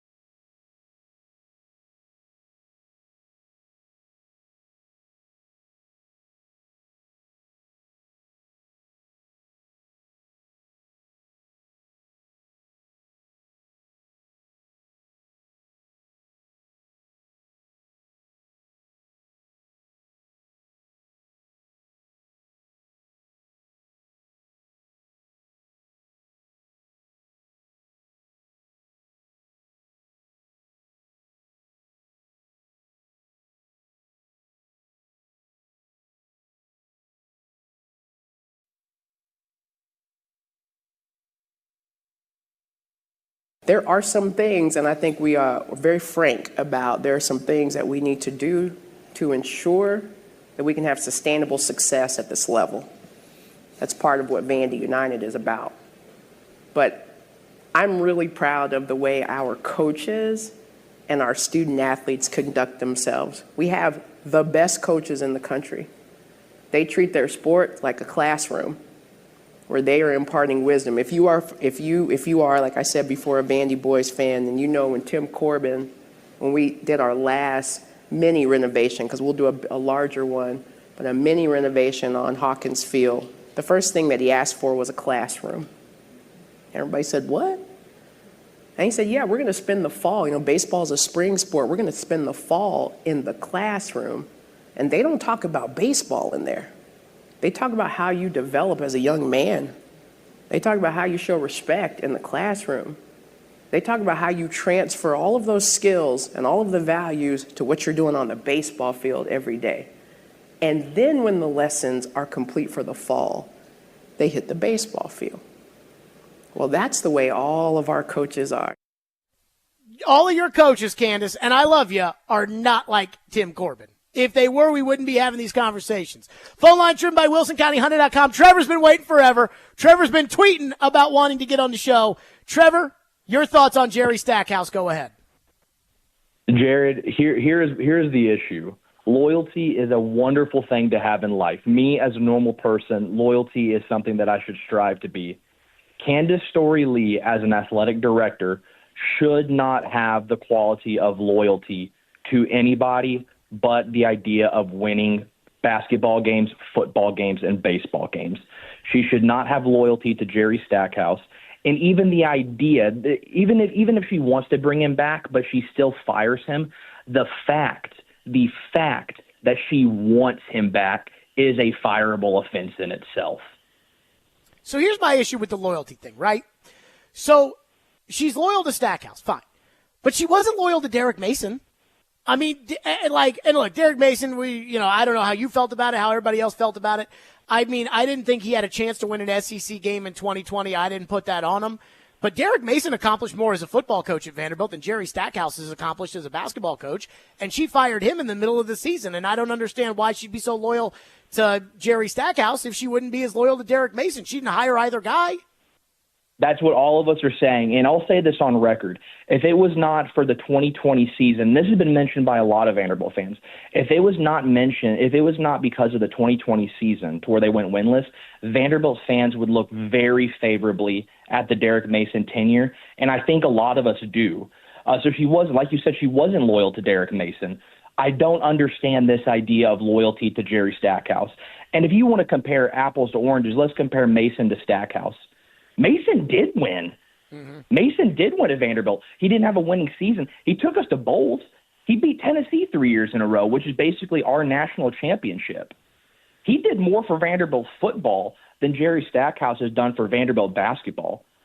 Derek Mason was good to the fans. Derek Mason was respectful to the fans. Jerry Stackhouse has been nothing but disrespectful to this fan base that has endured his reign of terror for the past 5 years. What'd you make of Stackhouse? I feel like you're the speaker of Vanderbilt fans here, so I'll give you one more question here. But as a Vanderbilt fan, what did you think of Stackhouse finally admitting that he shouldn't have sent that DM to that fan, calling him a fake-ass fan 3 years ago? Well, I mean, I'm glad he apologized about one. He needs to apologize about the 20 others he sent to fans. He's bringing up that one. He needs to talk about the 20 others. He needs to talk about he needs to apologize for blocking fans on Twitter. He needs to apologize for calling this basketball program, referring to himself as a benevolent dictator. I mean, I thought calling yourself benevolent dictator was bad. Now my guy's comparing himself to my Lord and Savior, Jesus Christ. I mean, what are we doing here? That was, what's crazy? And Trevor, I appreciate your call. Good stuff. What's crazy? Thank you, Jared. You bet. What's crazy about that Jerry Stackhouse? Like Caroline texted me today, and she said, I think maybe we were talking about something else, but she texted me about Jerry Stackhouse, and she said, let me pull it up here. Hold on.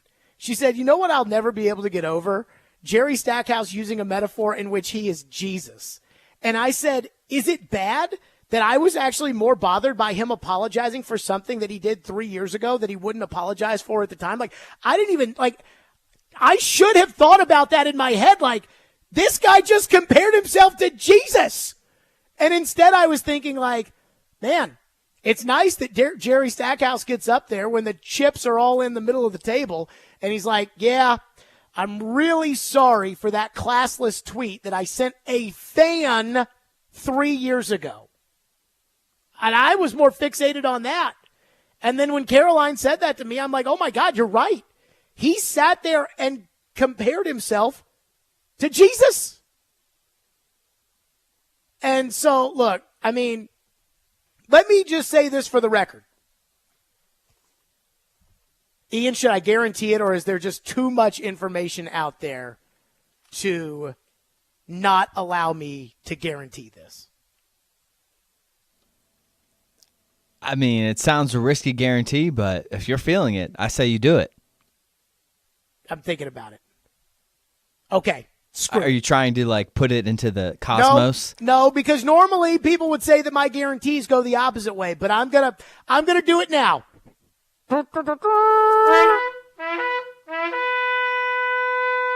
I guarantee Vanderbilt will fire Jerry Stackhouse at the end of this season. As much as the gossip and the rumors, like she might be trying to go to boosters to say, hey, donate to our NIL and let us go out there and get a team for Jerry Stackhouse, and I promise he'll win. But I think one of two things is going to happen. One, the boosters are going to say no. And whoever pays is the one who's in charge, as we've learned with the college football playoff.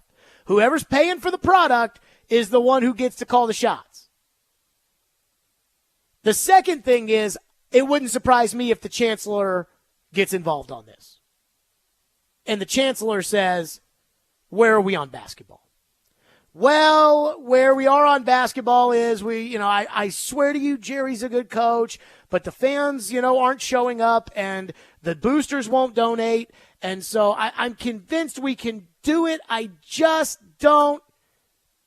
And the chancellor's going to look at her and say, I mean, what are we doing here? What are we doing here? And I ultimately think, again, like Trevor talked about how loyal Candace Story-Lee is. I know this about Candace Lee, and a lot of you people may not want to hear it right now, but I know that she is the kind of person who would put Vanderbilt first. I know that. Like, I know her well enough to tell you that she would put the school first. Now, that may mean that she thinks that Jerry Stackhouse can do the job, but I don't think she would be too loyal. I think she might be too loyal in believing that Stackhouse is a good coach, that it may cloud her judgment, but I don't think that it's like that she's got a pro-Stackhouse agenda. I think her agenda is pro-Vanderbilt. And ultimately, I think that'll all win out. So I guarantee that Jerry Stackhouse will be fired at Vanderbilt. Gentry Estes and Robbie Weinstein with your message board. Ian, how are we looking on guarantees lately? Oh, let's see the old list here. Our last correct guarantee, well, you guaranteed the Chiefs would beat the 49ers in the Super Bowl. Thank you. And you guaranteed the Chiefs would beat the Dolphins wild card weekend in the freezing cold game. Thank you. You got that. We have an incomplete guarantee, a couple of incomplete guarantees, actually involving Jerry Stackhouse. Jared guaranteed that Stackhouse will never make the tournament at Vanderbilt. Feel pretty good about that. Let's see. Jared got a guarantee right that the Minnesota Wild will beat the Preds. That was earlier this November. Thank you. So you got that. And an incomplete on Dak and the Cowboys, guaranteeing a road divisional loss. But that was incomplete because that didn't really quite happen. They didn't make it that far. It was like worse than that, is the problem with that. So we're looking pretty good on our guarantees of late. Yeah, Colin says, Stackhouse disrespected our 3-point streak and the fact that he never comes on your station for a call-in show and helps us to get to know him better. He doesn't do the little things necessary of building a bridge for the program. So I actually think Stackhouse was on the Commodore Hour on Monday. So I don't think you can say he's on every Commodore Hour. He's not on every Commodore Hour? He is, yeah. So, yeah, so during you can't basketball, say that. Yeah, he's on every week. I mean, you got to be fair. Like, I'll criticize Stackhouse up and down with you, but you got to be fair. I will say this about the 3-point streak. And this, I think, is probably the big problem that Jerry Stackhouse had at the end of the day, which is I don't think Jerry Stackhouse understood what he was getting himself into when it comes to college basketball, when it comes to Nashville, and when it comes to Vanderbilt. And all three are unique for somebody that had never been involved with any of them. And when it comes to that streak, anybody who knew anything about Vanderbilt, you know that you don't have to win every game if you're the coach at Vanderbilt. You know the rules. But you got to know about that three-point streak. Do not break that streak. I mean, if I was coaching Vanderbilt and we hadn't made a three-pointer, by the time we got to the under 8 media timeout of the second half, I'm sitting there on my chair with those 5 guys around me, and I'm saying, if any one of you shoots a 2, you're out. Every time down the floor until we hit a 3, you shoot a 3. And I don't even care if it comes out in the media. We're already down probably by 50, so it doesn't matter. I don't know how you can win a basketball game in today's era without shooting a 3. So I don't care if you're down 50. I'm sitting there in the huddle, and I am taking my board, and I am just pointing right to the three-point line. And again, we got 8 minutes left in the game. If any one of you shoots a 2, you're out. I'm just telling you right now, because I know how much that meant to those fans. But it is what it is. Chris in Nashville says Stackhouse is Candace Lee's Craig Aukerman. Yeah, and who won that one? So I'm just saying. 615. Texter said, Jared, do you remember when he tweeted you a clown emoji and you said, Jerry, good luck trying to make the tournament next season. Maybe the 5th time will be the charm. It looks like you were right again. That comes from Alex in Nashville.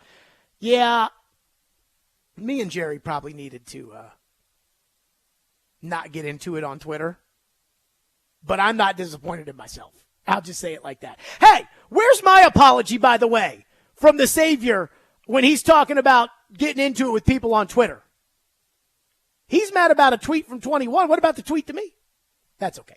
I don't need an apology. 615-737-1025 is our phone number, 615-737-1025. Coming up next, I love TD with all my heart. And I do think TD is right about what the Titans are going to do in the draft. But there was one thing he said yesterday about free agency that I just absolutely positively have got to throw up the stop sign at third base on. We'll get to that next, especially knowing how much the cap is going to be this year for teams to spend. Stillman and Company, 102.5, 106.3 The Game. It's Fireball Hot Take Friday, which means Fireball Whiskey. It goes down so smooth and it tastes so great. That's right. And I will be pouring out a Fireball shot if there is a coaching change that is made to be celebrating what'll be a new era of basketball around here. That's right. Fireball Whiskey goes down so smooth and it tastes so great. Be sure to ignite the night. Be sure to do it responsibly and be 21 years or older to enjoy. That's Fireball Cinnamon Whiskey.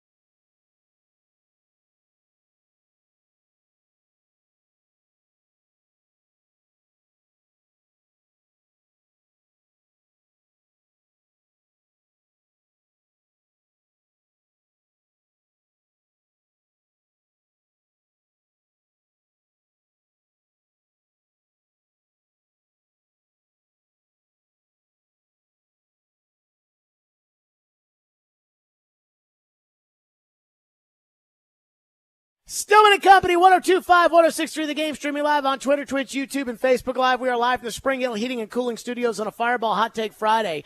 I'll tell you, Vanderbilt fans have not liked me for 9 years, and all of a sudden, they like me now. Have you noticed this, Ian, that whenever a fan base wants its coach fired, they seem to like me? Really? I mean, remember how mad the Preds fans were at me for years and years and years and years, and then they were mad at me for wanting to fire John Hines, and then they wanted to fire John Hines, and they liked me? That's true. Yeah. And, I mean, I don't know. The Vrabel thing this past year was all kinds of crazy. That was a weird one. Then make of that what you will. But let me just say this. I have said time and time again that I want to be wrong about Rand Carthon, whom I don't believe in. And I am scared to death that the Titans are going to go into free agency with 16 holes: left tackle, wide receiver, tight end, center, right tackle, right guard, defensive end, inside linebacker, corner, safety, long snapper, kicker, backup quarterback, and backup running back.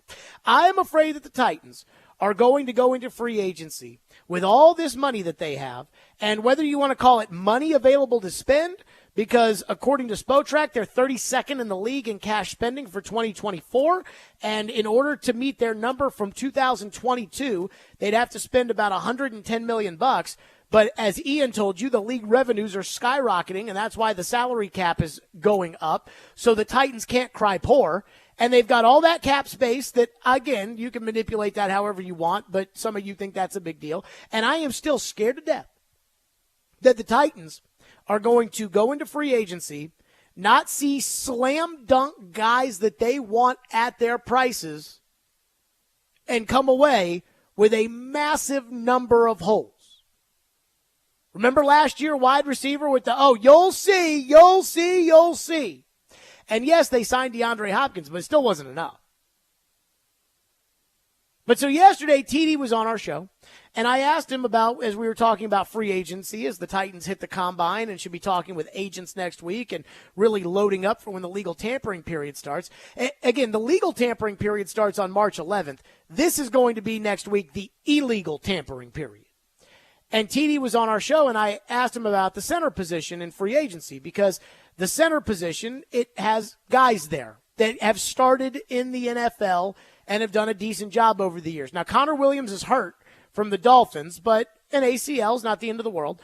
Andre James, Lloyd Cushenberry at Denver, Tyler Biadasz of the Cowboys, Cody Whitehair of the Bears, all starters last year, all available, all over 300 pounds, unlike the guy who played center last year. And I asked TD, I said, do you think the Titans will come away with a starting center? They are out there in free agency. Here's what TD said.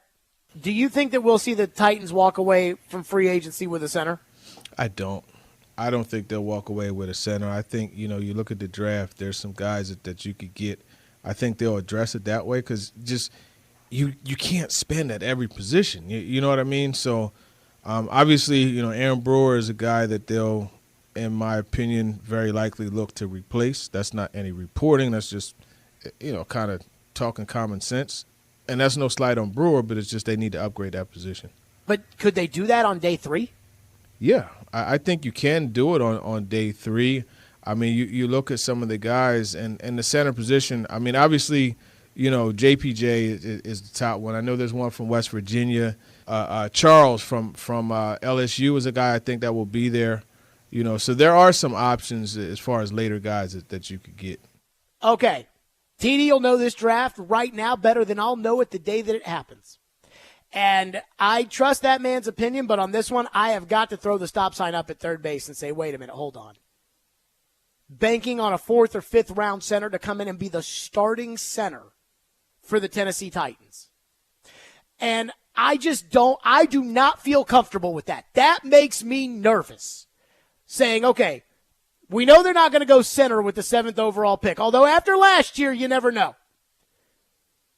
They're not going to go center, I wouldn't think, at 38, especially with all the receivers that are going to be in there. And, again, the premium position guys, receiver, corner, not center. There are centers in free agency. You're not going to break the bank to sign a center, and you've got money to be able to sign a center. If the Titans wait until the 4th round in order to draft a starting center, they may get there and there may not be a guy that they like. Because while the Titans can try to map this out and put a board together, how many times have we seen guys that we thought were second-round picks or late first-round picks fall to the fourth round?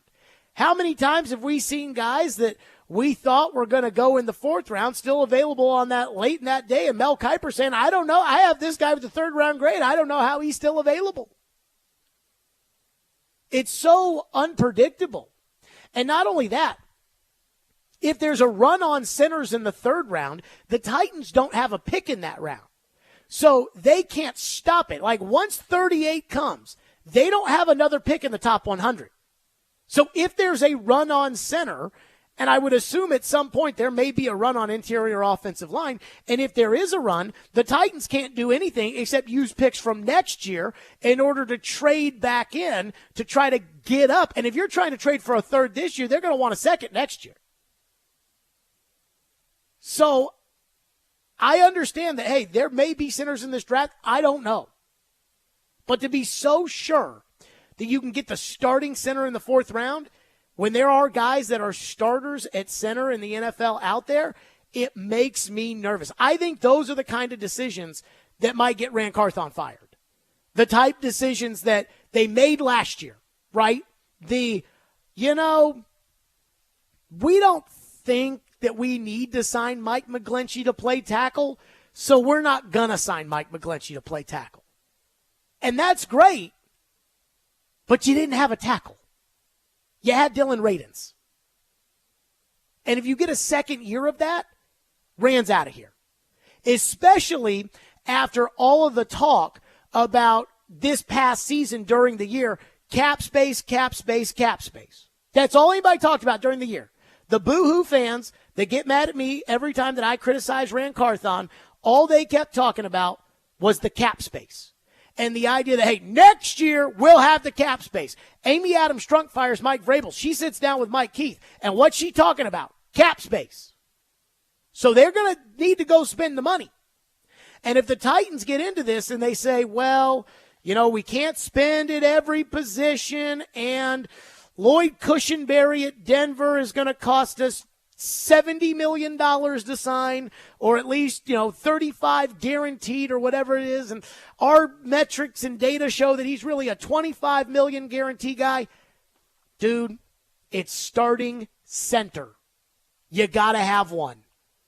And I just get so nervous thinking about waiting until the fourth round to pick a starting center. The other thing that I'll say is, what if you sign a guy to play center and you end up drafting a center in the fourth round? Because I think when you get especially into day 3, you should be pure best player available across the board, because almost none of these guys on day 3, unless it's a kicker, are starting day 1 unless you uncover Puka Nacua, right? So you draft the center because he's the top guy on the board when you're picking there in the fourth round, and Bill Callahan really likes the guy, and you get out on the practice field, and all of a sudden you see, hey, this guy's really, really good. Well, then, great, play him. The Seattle Seahawks years ago signed Matt Flynn, who was the backup quarterback to Aaron Rodgers in Green Bay. They signed Matt Flynn to this ridiculous contract because Matt Flynn played one game at the end of the previous season and dominated. And so they gave Matt Flynn a big contract to be their quarterback, and they drafted Russell Wilson out of NC State in the third round. And so they got Russell Wilson, and they got to training camp, and they realized, Russell Wilson's better. And so they played Russell Wilson. And so I don't have a problem with that. I do not have a problem with the idea of the Tennessee Titans saying, hey, we signed a guy who's a center, but we drafted a guy who happens to be better. That's actually a good thing, because then what you do is you cut the guy the next year. And that's what's great about the NFL. In hockey or baseball or these other sports, you sign a guy to a 4-year contract, you're paying that guy for 4 years, not football. So the idea that the Titans would go into free agency with all this money that they'd have to spend, and they would still try to risk it at positions in the draft that are available in free agency, to me that would get them in trouble. And so I'm trying to warn everybody on the front end. We'll see. 615-737-1025 is our phone number, 615-737-1025. Are the Titans going to be big spenders in free agency?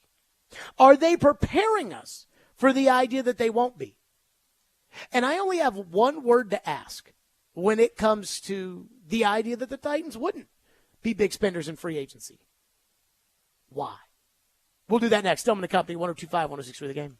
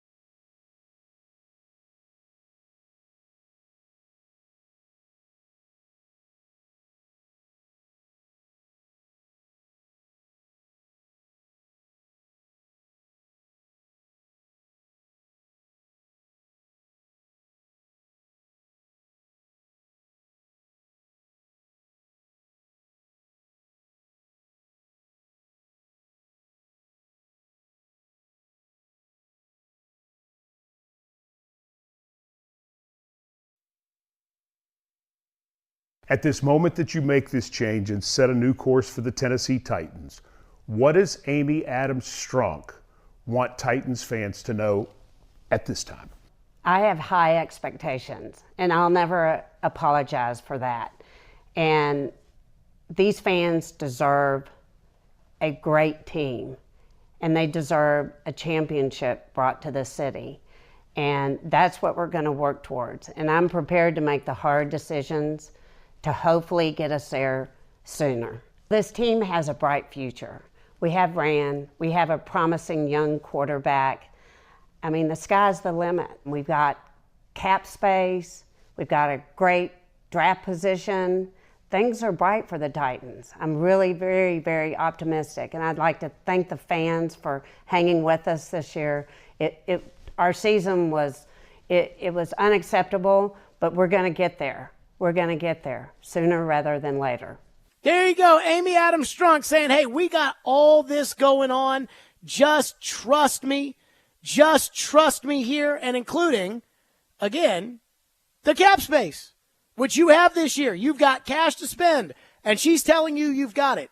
Now, I'm a little nervous that the Titans have been setting us up with this idea that, we can't spend at every position and we got to spend accordingly. We got Costco cap casualties. We got Breitling watches in free agency, and we've got the draft as wholesale, and we can't spend it all, and we can't blah, blah, blah.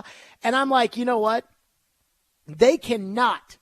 If they decide not to be big spenders in free agency, the only question I have is why. Do you have the space? Yes. Do you have the money? Yes. Do you have $1.2 billion of our money? Yes. I mean, I'm sorry, but if the Titans do not spend, I just tell you this as a fan, if the Titans go into this year, where again, according to Spot Track, the Titans are 32nd out of 32 in terms of spending, and they would have to spend $110 million in cash to get up to their 2022 team. I'm just telling you right now that as a fan, if they don't spend money in free agency and they don't go after the L'Jarius Sneeds of the world and they don't go after the big names, I'm not sure that I would want to buy PSLs to go watch a team that has been given a $1.2 billion stadium, has no excuse, even if you want to make the salary cap an excuse, has no excuse to go out there and spend big money to help their young quarterback develop. Because that's what this is about. This is not about winning the Super Bowl next year by going out and spending in free agency. What it is about is it's about filling holes on defense so your young quarterback doesn't have to go score 45 points a game. And what it's about getting a center that can help the young quarterback when it comes to the protections. Getting a left tackle and a right tackle so that the quarterback can have some time back there in the pocket to be able to throw. Getting a receiver that can run fast down the field so that the young quarterback with the massive bazooka for a right arm can put the ball down the field. Getting another running back to go with the running back that you have so that you can really pound the ball and take the pressure off the young quarterback. That's what this is about. Think about all the crap bums that were on the team last year, like Trey Avery, for instance. Think about all of those players that contributed to you losing games, like Indianapolis at home, where Levis led a drive at the end of regulation to get you in position to win the game, and you miss the extra point. Levis drives the field in overtime, you kick a field goal. If your defense gets a stop, or even gives up a field goal and Levis gets the ball back, he's got a chance at another fourth quarter comeback. Same with the Texans game at home in the Oiler uniforms and how you barely lost that game to a JV team. But if Levis gets the ball in that instance and you end up being able to go down the field and score in overtime to win instead of the Texans scoring in overtime to win, or you get a defensive stop when it really matters at the end of the game, and Levis is the one who ends up with a fourth quarter comeback, we'd be looking at that saying, wow, look at this kid. Indianapolis, Houston, Miami, when the game's on the line and the ball's in his hands, that kid gives you a chance. But he didn't. Just the Miami game. That's what this is about to me, is it's about the young quarterback.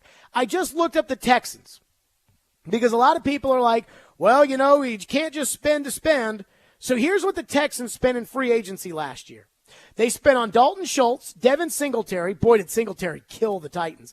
Denzel Perriman, Corey Littleton, Sheldon Rankins, who, by the way, is a pretty good player, Jimmy Ward, the safety, who was top of the market money, Noah Brown, and then Shaq Mason and George Fant on the offensive line.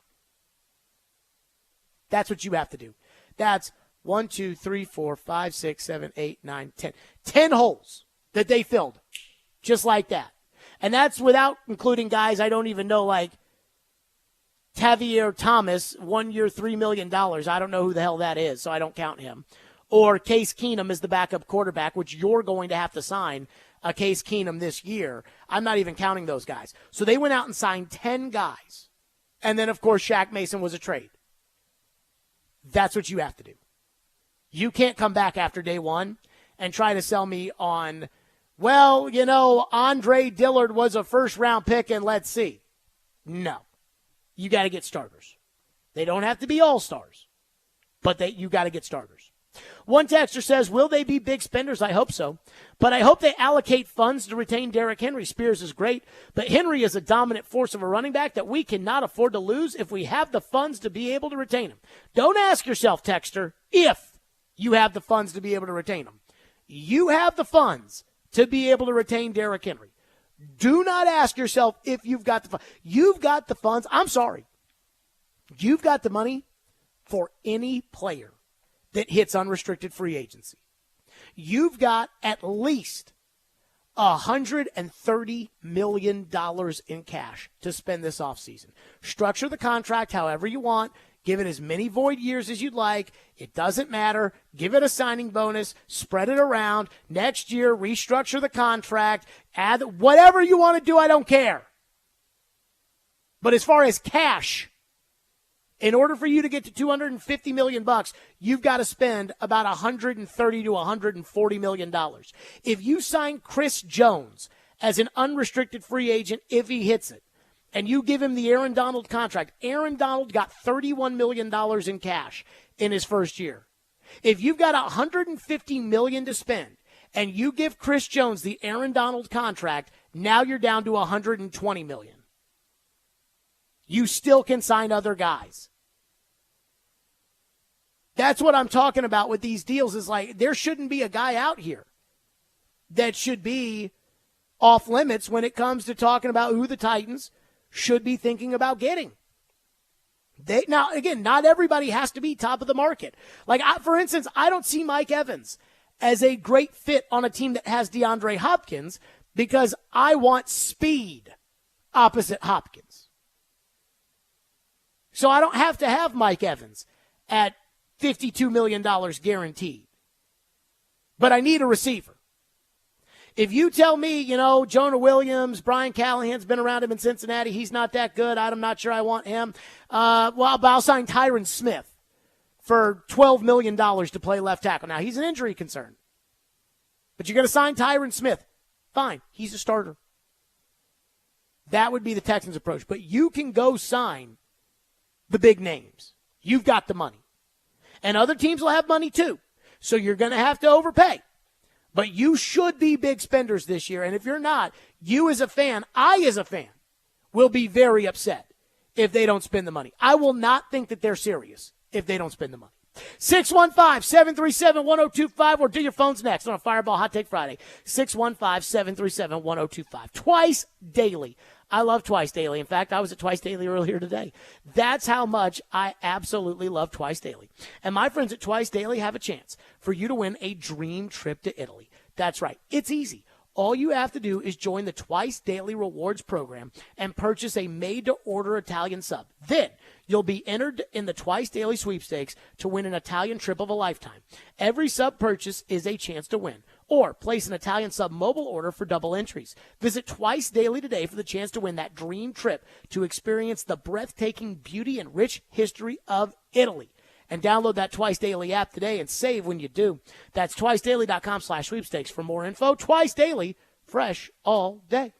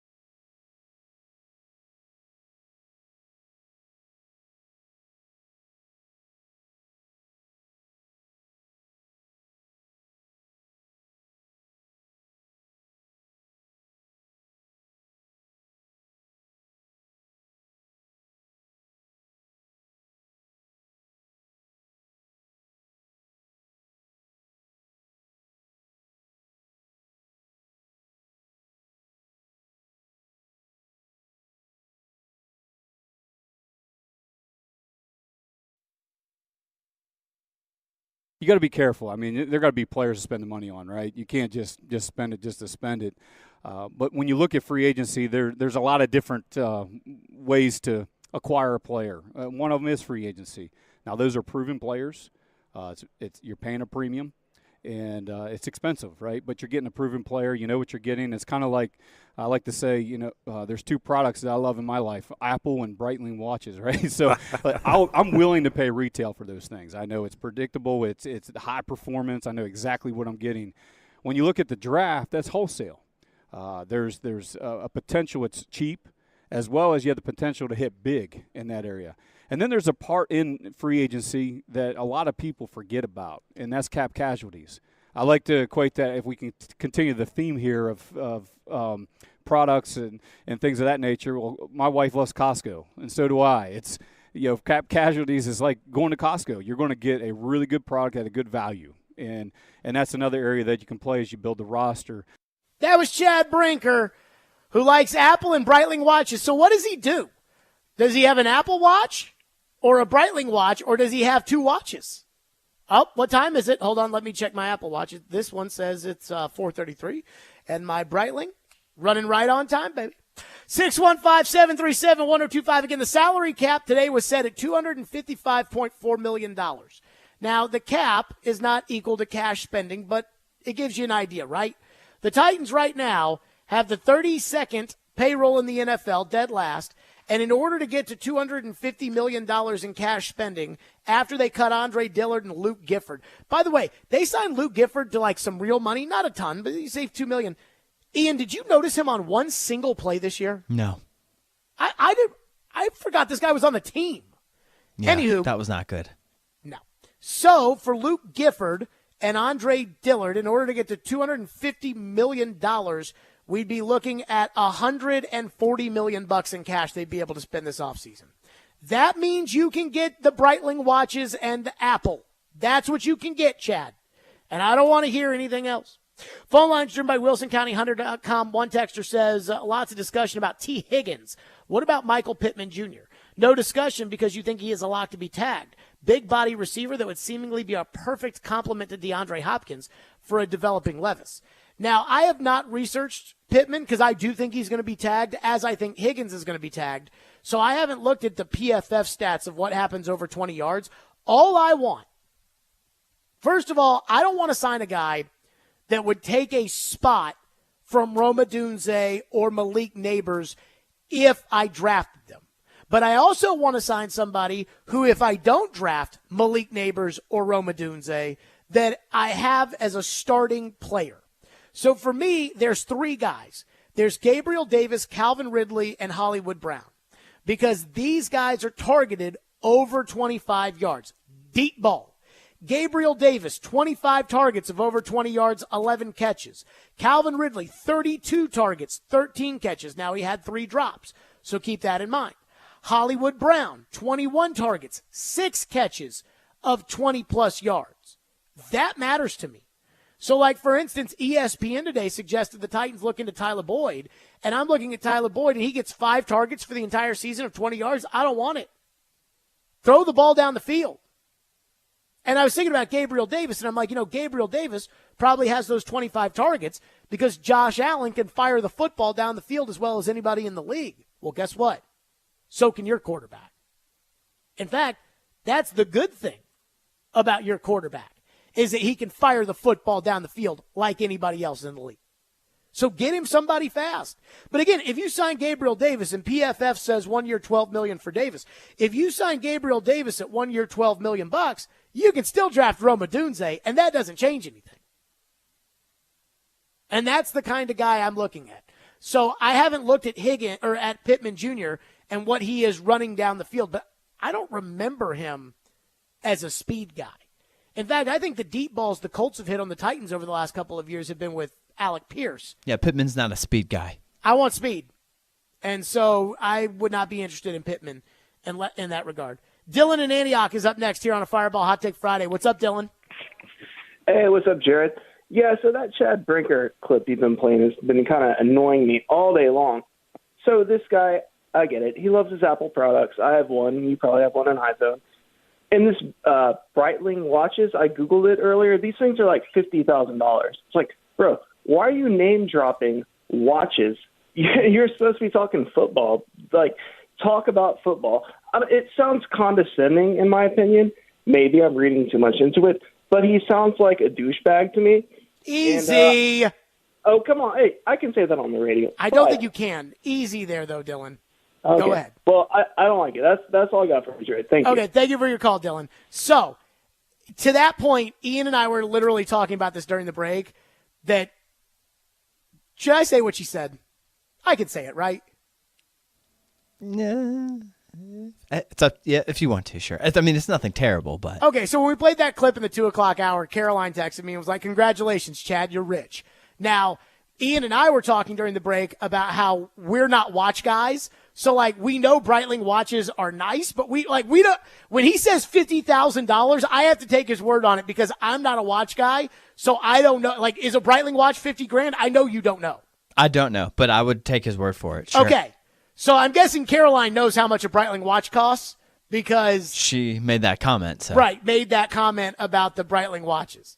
Look, I'm going to get on Chad Brinker when he says something like, I took the AI model that I found at business school that helps cure cancer so that we can find market inefficiencies in football to save $1 million. And I'm going to get on him because they gave Aaron Brewer $4.3 million last year. I'm not going to get on him for talking about the fact that, hey, if I want to spend money on good products, I want to spend them on Breitling watches and on They have a Super Apple Bowl products. 42 watch. It is $23,000. So $50,000. So I think 50 is on the $23,000 highest. Yeah, I mean, there's a few in here. $8,000 watch, $13,000 watch. Still pretty penny. So one of my favorite stories of the Jared and the GM program, I mean, I am cheap, but I'm cheap about weird things, right? So, like, I'll spend money on certain stuff. And it's not, again, not Breitling watches. In fact, this is the opposite of that. But, like, I like deals. I like deal hunting. I enjoy the deal more than I enjoy anything else. Like, I would love to have, like, a brain scan. If I'm going to an Atlanta Braves baseball game, for instance, I would love to have a CAT scan for like the 5 hours leading up to the game as I'm monitoring the ticket prices to see if they go down or up. And when they start to trend up, then I'm like, gotta get in. So I'm always checking my phone, and I may buy tickets like as I'm about to walk into the stadium. And I love it. And honestly, I mean, I love getting a deal. But I also don't care about certain things. Watches are up there. So years ago, I bought a watch off of Groupon. It was a Sterling brand watch. Now, it was a stainless steel silver watch. It looked nice, but I mean, it probably didn't cost me more than $20. Groupon. I called it my Groupon watch. So anywho, one day we're on the air, and Floyd is just giving me hell about my cheap watch. He loved getting on me for being cheap.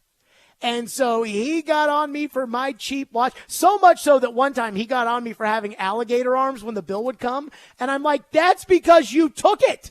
I tried to pay and you said no. He's like, yeah, well, you still didn't pay. But so anywho, so he was like, what brand is that watch? What brand? We're on air and he's just giving me the business. And I was like, Sterling. And he laughed. And I go, what brand of watch do you have on? And he just goes, Rolex. I mean, I laughed so hard because he was never the kind of guy that wanted to, show off his Rolex watch or his state-of-the-art Mercedes-Benz car that he always had. Like, we all knew he was rich. The guy was general manager. But I did loved it that time that he was trying to make fun of me for a cheap watch, and then I threw him under the bus for his rich watch. That I did love. 615-737-1025. One texter says, get 2 offensive tackles, and everything else will take care of itself. I really only think that there is one tackle to get in free agency, and then you got to get the other one in the draft. Or you've got to slide Skoronski over to left tackle. which I'm not ruling out. One texter says, with the cap space the Titans have, do you think they should invest in a quarterback too or continue trying to make Willis great? I don't know if you want to keep Willis on the roster, you can. I'm fine with keeping Willis on the roster as quarterback 3. I think he gives you a couple things. Number one, the guy that you should sign to be the backup to Will Levis should be an old guy. It should be an old guy. A guy I wouldn't mind signing. Now, he doesn't have any experience, I think, with Brian Callahan. But a guy I wouldn't mind signing to put behind Will Levis is Joe Flacco. Because Joe Flacco's got a bazooka too. And so I don't know if Joe Flacco's run this offense. I know that what Stefanski runs in Cleveland is very similar.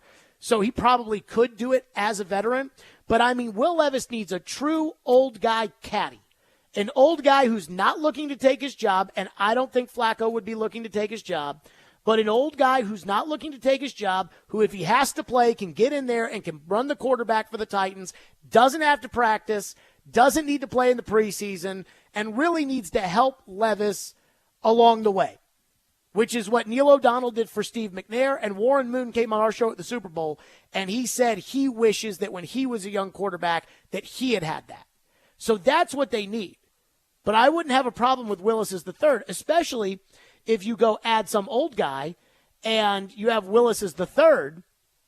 Then Willis, whenever you play a mobile quarterback or even a quarterback that can move a little bit, Willis can go run the scout team. Because Joe Flacco is not going to be running the scout team when you're getting ready for Lamar Jackson, I would think. One texter says, what's going on with the punter from last year? Is he healed and ready to go? I guess, but did you see he's selling houses during the offseason? No. He's getting a free shout-out. The 4 o'clock hour at Stillman and Company is a very popular place. Ryan Stonehouse got his real estate license, and he's selling homes. Well, good for him. I guess. If you have the time, I guess. Punter, whatever. You got you're a punter. Not too much scheme playbook to get into. It'll be fine. 615-737-1025. So the biggest name in the trade, free agent, non-draft market, the biggest names talked about every day. And there's one team everybody is circling. And I just don't get it. And I think Ryan Tannehill might actually be a better option. We'll do that next. Stillman and Company, 102.5, 106.3, The Game.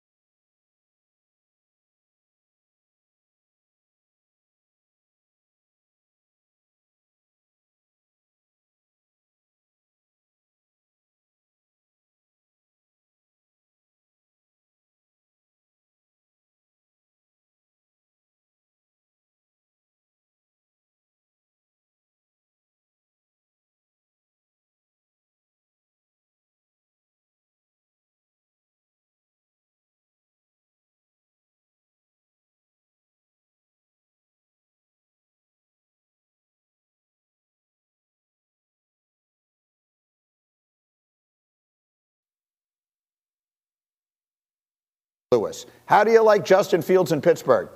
I like him a lot. Look, I think of the effect that Arthur Smith had on Ryan Tannehill when Ryan Tannehill eventually took over for Marcus Mariota when they were down in Tennessee and Arthur was calling plays down there.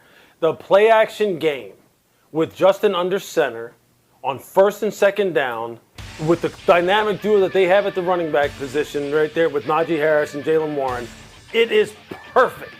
It's absolutely perfect. With the weapons with George Pickens and Deontay Johnson and Pat Freiermuth, are you kidding? With Justin, now that doesn't mean you have to park him under center all the time. They'll put him in gun. Mike wants to be a very multiple type of offense. But I think as far as letting the run game supplement what he can do as far as being a downfield play action pass oriented type of thrower, and then having design runs put in there for him, especially in the red area. Do you remember how much of a problem Ryan Tannehill was in the red area as a runner thrower? Just think of the possibilities here with a guy who is infinitely more talented naturally than Ryan Tannehill, that being Justin Fields. That was Louis Riddick on ESPN this morning. So everybody's talking Fields to the Steelers. Now remember, Mike Tomlin said they want to get competition in there for Kenny Pickett. But I don't think trading for Justin Fields would be competition for Pickett. I think that would be replacing Pickett. Now, I don't know about you guys, but I am not a Justin Fields fan. I am just not. Now, I do not watch the Chicago Bears every week. In fact, I go out of my way to not watch the Chicago Bears. My entire life, the Bears are the most boring team in the NFL that gets put on TV. You know, even when they're terrible, the Giants, the Bears, the Jets, Washington, they end up on TV, and I have to watch them on either Thursday night, Sunday night, Monday night, whatever. And it pains me to watch the Bears play. And that's not a Fields thing, because I felt that way before Fields. But literally my entire life, I think it's because they haven't had a quarterback. I just cannot watch the Bears. But I am not a Fields fan. And the other day, I was listening to our midday show talk about who was better, Justin Fields or Will Levis, or who would you rather have? And Caroline swears that they all took Levis. The way I heard it, I thought they all took Fields. And when I texted Porth, who's in Chicago now, I said, Porth, all three of them just took Fields over Levis. And he said that Fields can't read a defense. He's like, I would take Levis over Fields. He can't read defense. I'm like, well, that's all I need to know there. I love Louis Riddick being like, think about what Arthur Smith did with Ryan Tannehill. Now think about doing that with Justin Fields and his talent. Or how about this? Ian, do you remember a successful college quarterback, very athletic, drafted very high, didn't seem to really crack it, but Arthur Smith was going to be the guy to save him? Do you remember that young quarterback? I wonder. He's very athletic, right? Yeah. Oh, yeah. Mariota. That it's easy to say, remember what Tannehill looked like under Arthur Smith? Well, Fields has more talent. He'll be even better. Marcus was the number 2 pick in the draft. And we all saw that Denver game. We all saw it. If you trade for Fields, Fields has to start, and you have to make Fields work. In my opinion, if you want to get Arthur Smith somebody to make it look the way that it looked like in Tennessee when he had Ryan Tannehill, why doesn't he just go get Ryan Tannehill? If you want competition for Pickett, Tannehill's the perfect guy. You sign Tannehill, Pickett enters training camp as the number 1 quarterback, you compete with Tannehill. Tannehill probably ends up winning the job because he knows the offense. And while I don't think the Steelers would win the Super Bowl, I certainly think they'd be better off. But I am not a Fields guy at all, especially after Porth told me he can't read a defense. And he was 61% completing his passes, and he was throwing the ball to DJ Moore. Tannehill had more yards per attempt, and Tannehill was throwing the ball to DeAndre and a bunch of nobodies. And Fields had Darnell Mooney, and he had DJ Moore, and he had Cole Kmet, and he actually had guys to throw the ball to. Grant is up next here on our program. Thank you for waiting. Go ahead, Grant. Yeah, I just wanted to ask you what you thought about Patrick Paul, taking him in the second round as our left tackle, and then that'd give you a Dunze or Neighbors in the first round. So TD likes Patrick Paul. I will just tell you this, Grant, and I understand where you're coming from, and I appreciate your call. If you can start at tackle, especially left tackle, in the NFL, you do not fall to the second round. And the other thing I would say about saying, well, we can take him in the second round. Number one, you don't have the first pick of the second round. And number two, every year during the draft, there are guys that go at 24 that we were all penciling in saying, oh my God, they could get this guy in the second round. And then bam, Goodell gets up there and the Steelers at 24 take him. Happens every year. If you can start at left tackle in the NFL as a rookie, you go with the 14th pick in a draft. You don't wait. So that's just, again, basic. I've never seen Patrick Paul play a day in my life. But that's just, again, kind of the basic way things work in the NFL. So I feel very nervous about waiting to the second round to take a tackle when I've got two guys apparently that, according to Pro Football Focus, don't allow sacks. Kyle says he doesn't think Marcus will be in the NFL this year. I bet Marcus will be in the NFL. One texter says Fields has more God-given talent than Tannehill could dream of having. Here's a crazy thing. Number one, Tannehill has a far better career than Justin Fields does right now. Now, Tannehill is obviously much older. Fields, I think Fields went with the, 11th pick or the something like that. Let's see what pick Fields went with here. Pull up his little info. I want to say he went like 11th, and he went 11th. Tannehill went 8th, and Tannehill went in a better draft. So we can talk about, well, Fields has more talent. Tannehill went 8th in the draft. Fields went 11th. So Fields might be more athletic than Tannehill, but I'm not convinced that he's more talented. Texter says, I'm not sure about Pickett as a Steelers fan, but I would take Levis over Fields and over Russell Wilson today. Well, unfortunately, you passed on him, so you're not going to be able to do that. All right, Chad Withrow will join us. Does Candace Lee want to keep Jerry Stackhouse? And can she afford to keep Jerry Stackhouse, even if she wants to? Chad Withrow will join us next. Meanwhile, let's give something away because it is a weekend. Be caller 5 at 615-737-1025, and you'll win a pair of tickets to see Breaking Benjamin with special guests Daughtry and Keith Wallen at F&M Bank on Wednesday, May 15th. Good luck. Fireball Hot Take Friday continues. Stillman and Company, 102.5, 106.3 The Game.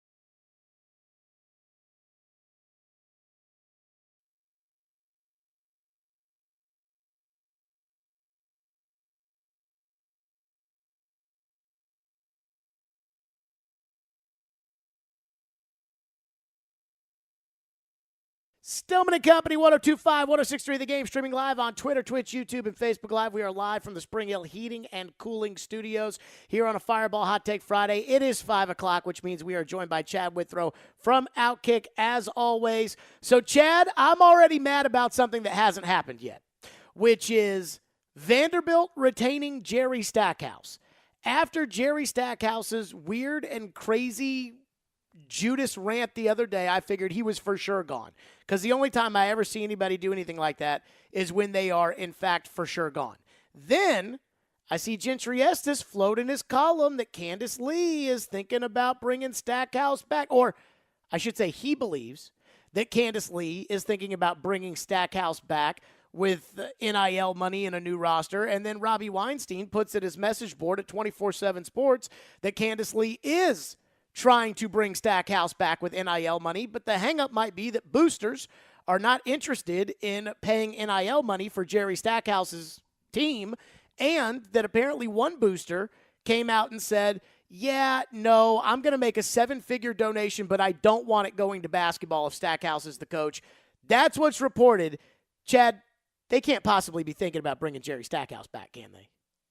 Jared, do you remember the movie Minority Report from the early 2000s with Tom Cruise? Yes, I actually watched it last year on a flight for like the first time ever, so I know exactly what you're talking about. Yeah, it's really good. Colin Farrell's sort of breakout role in that movie also. I love how you're kind of the Minority Report of sports anger already, that you're already mad about something that might happen, just like they could tell crime that was going to happen in the future and stop it before it happened. So if we are the Minority Report of Vanderbilt basketball, we are going to try to intercept this bad idea and stop it before it happens and make sure that they move on from Jerry Stackhouse. I feel the same way that Gentry Estes does. I don't think they're going to fire him. I just really don't. I think the last thing that Candace Story Lee wants to do is fire Jerry Stackhouse, and I don't get it. There appears to be about 500 people attending Vanderbilt games right now. They showed no life and no effort at home in a loss on Wednesday night to a very mediocre Georgia team at home. So I don't understand what exactly is going on that they would want to retain Jerry Stackhouse, but I really think that's eventually going to happen. And you look at his argument the other night, and he said, oh, now all of a sudden net ranking matters a lot. People are talking about our net ranking. Well, my net ranking improved every year that I've been here. The bottom line is 5 years and no NCAA tournaments, and maybe your worst season as coach in your 5th year. I just don't think you can duck that. Vanderbilt, and I'm trying to be realistic but also slightly optimistic about Vanderbilt basketball. I think they should average about 50% every 2 years in the NCAA tournament. Sure. I think it's realistic to expect 1 out of every 2 years they're going to go to the tournament. Maybe 1 out of 3, and you can hold on and keep your job as long as you're competitive and not the bottom of the SEC in those other 2 years. Well, 1 out of 3 was about Stallings, right? That was what Stallings was doing, 1 out of 3.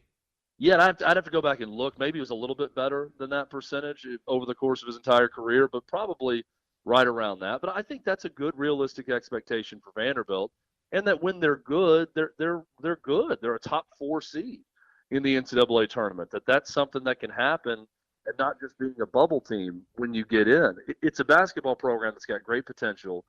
I do think that it would attract some pretty good coaches. I think we've seen that you can go get the mid-major coach and they can be a star. I'm thinking about Nate Oates at Alabama and what he's done. I mean, you can go find someone from that Buffalo-like level that would gladly take the Vanderbilt job and could do great things with it.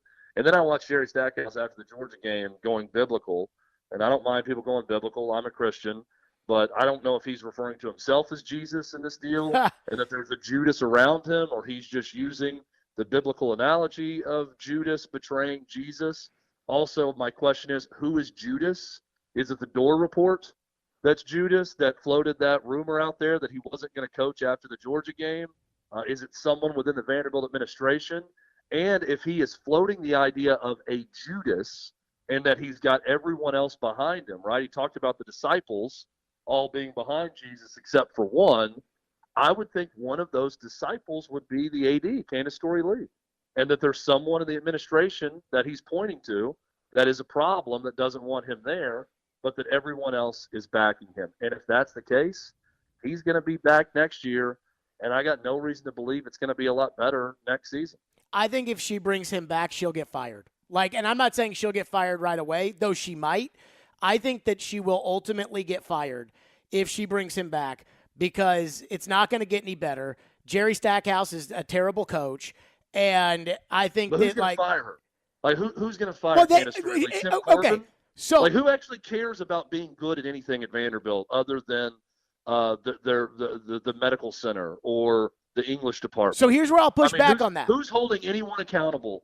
I mean, this is an honest question. Tim Corbin strives for greatness. Tim Corbin has an expectation and a standard of greatness, and he's going to hold his program and his players to that. So if Tim Corbin is her boss, then yeah, she's going to get fired. But if it's the chancellor and everyone else, I don't know who's going to fire Candace Story-Lee because they've created a situation in basketball right now, and I talked to a number of basketball alums. The apathy is through the roof. They don't care, and in fact, they don't even like it anymore because of Jerry Stackhouse. So I don't think anybody cares enough to fire Candace Story-Lee. That to me is the root of all the issues at Vanderbilt right now, a lack of care. So everybody tells me when this new chancellor came in and they launched that Vandy United, and I know you're going to say it's all just, lip service, and you might be right. But they said that, no, this chancellor gets it, and he cares more about athletics than the previous chancellors.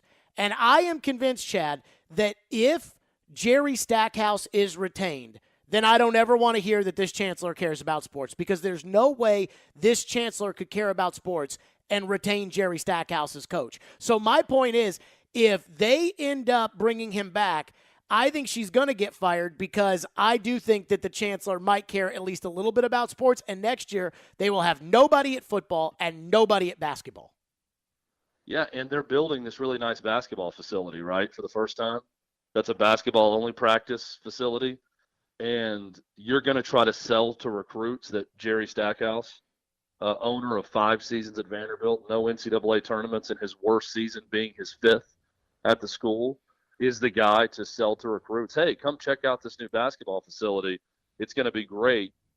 Come here and play for me. You need some new energy. You need new life to open up that facility and sell whatever Vandy United is, which I'll believe it when I see it. But whatever Vandy United is, they need a fresh voice, fresh face to sell that to people. Here's another big issue I see with Stackhouse. I do think that he's got some X's and O's knowledge, and he's a decent X's and O's coach. Nah. But the misevaluation in recruiting, and also when you look around and see Dylan DeSue being a star at Texas, Jordan Wright, who was a Jerry Stackhouse recruit, being a star at LSU and hitting a buzzer beater to beat South Carolina, almost hitting a buzzer beater, making a smart play to beat Kentucky the other night, and you see Miles Stute contributing at South Carolina, a team that's going to be in the NCAA tournament. That's a mark against him, not being able to retain those guys, and all 3 of those guys moving on to other power programs and doing good things is another mark against Jerry Stackhouse. They need to move on. I don't think they will, and I hate that for Vanderbilt fans that have supported that program for a long time because I don't think they're getting a fair shake in all of this, and I think they're allowing apathy to take over with that fan base, and that is not a good thing. So to that point, Chad Withrow's with us. To that point, I mean, I think you and I both like Clark Lee, right? Yeah. And I think Clark Lee's smart, and I think Clark Lee is a good coach, and I am stunned at the regression they had between year 2 and year 3. Would you agree with that sentiment? Yeah, I would agree with it. Okay. And But we both know that if he doesn't improve, he's going to get fired, even though we like him and we think he's a good coach. Well, look, I think he should get fired in the construct of any other SEC program, that he would absolutely get fired. I don't know what Candace Story-Lee is in terms of an athletic director and how demanding she's going to be of coaches and how she's going to hold them accountable.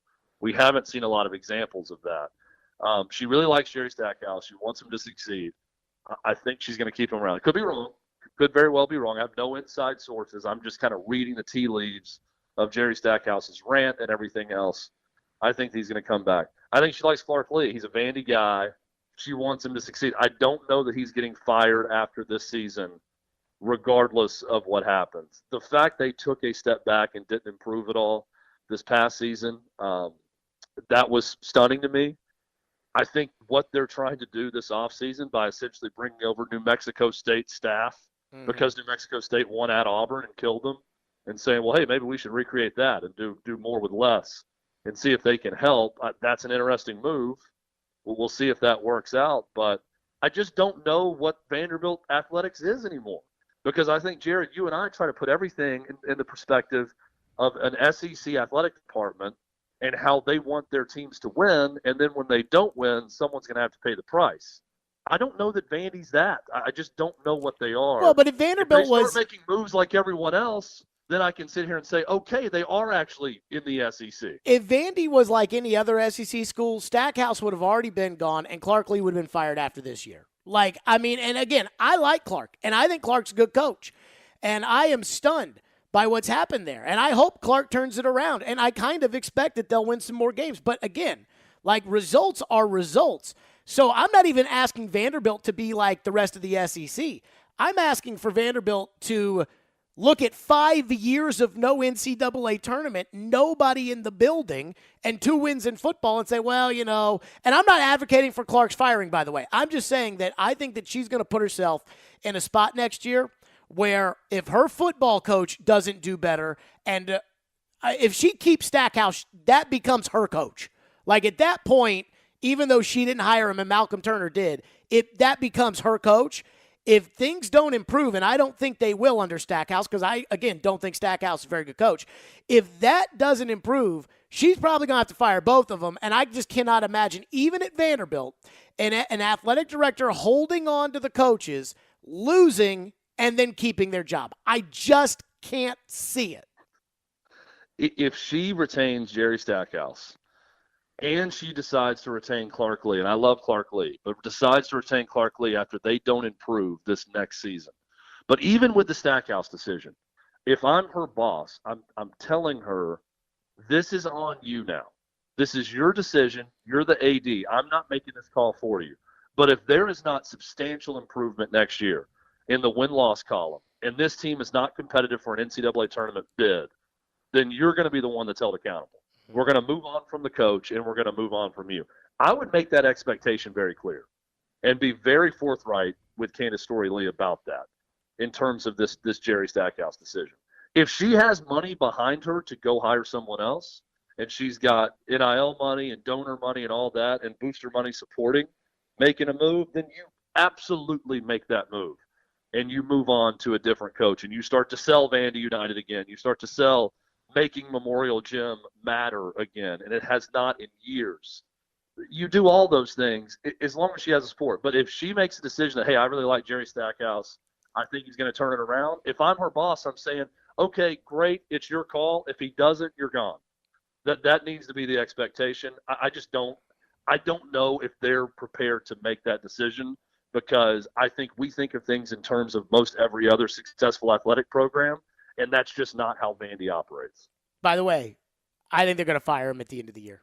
I still think it. I'm not letting this, to me, this feels like a dipping the toe in the water to see, and the fans are going to go nuts. Who's Judas? Who's Judas? Is it Candace Story-Lee? Who's Judas in this story that he brings up? That was such an odd response to all of it that I really got me thinking deeply about who's he talking about as the Judas, because then he brings up there's a lot of people are behind me and a lot of people are supporting me, and there were 12 disciples, and then there was Judas, and I just got to thinking, well, who's Judas? If Candace Story-Lee is his Judas, then yeah, he's getting fired. But I don't think that's the case. Now maybe they'll make a coaching version of He Got Game, and then Jesus will be the coach, and then Jerry Stackhouse can play that coach. Like, who was it that played Jesus Shuttlesworth? Was it Ray Allen? Ray Allen with the great Denzel Washington, and He Got Game, the Spike Lee movie. That's actually a great movie, great throwback and a great movie. And Jerry, you think that it's actually going to help the Vanderbilt fan base if they fire Jerry Stackhouse before the end of the season? That it would give them some juice? I think it would, but I don't think they're going to do it. I think they'll fire him at the end I of the don't year. think it matters. I think if you fire him before next season, once they lose on Wednesday night of the SEC tournament, if you do it the next morning, that's just fine to me. But it would definitely send a message. If they, I know we talked about it, but if they decided to make a move the Sunday morning after losing the way they did in Knoxville, it would at least fire up the fan base for a day or two. But I don't know that it does much good. Although Ohio State fires their coach and Jake Diebler, a former Bryce Drew assistant at Vandy, goes out and beats Purdue in the next game after doing that. So maybe it could turn things around. More with Chad Withrow, the hot seats next. Stillman and Company, 102.5, 106.3 The Game.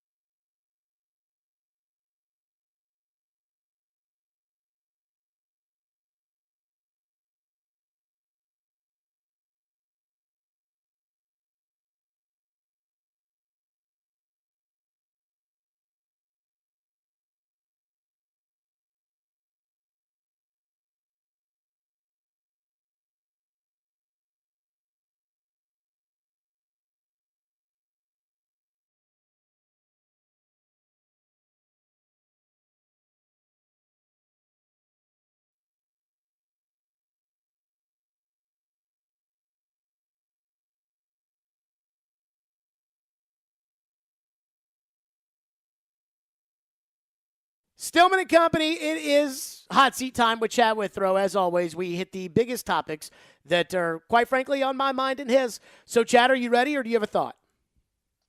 My thought is that I'm ready. Okay, number one, Joe Rexrode has gone crazy at Max Hers about saying "we" on the Predators team broadcast.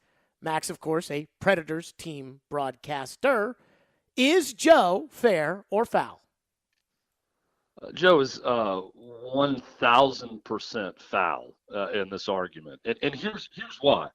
You got to make the distinction. I think Joe's issue here in this argument, I heard him arguing with you about this, is that a broadcaster can't say we.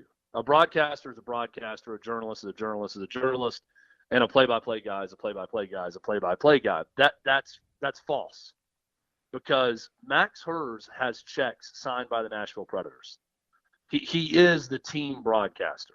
Mike Keith has checks signed by the Tennessee Titans.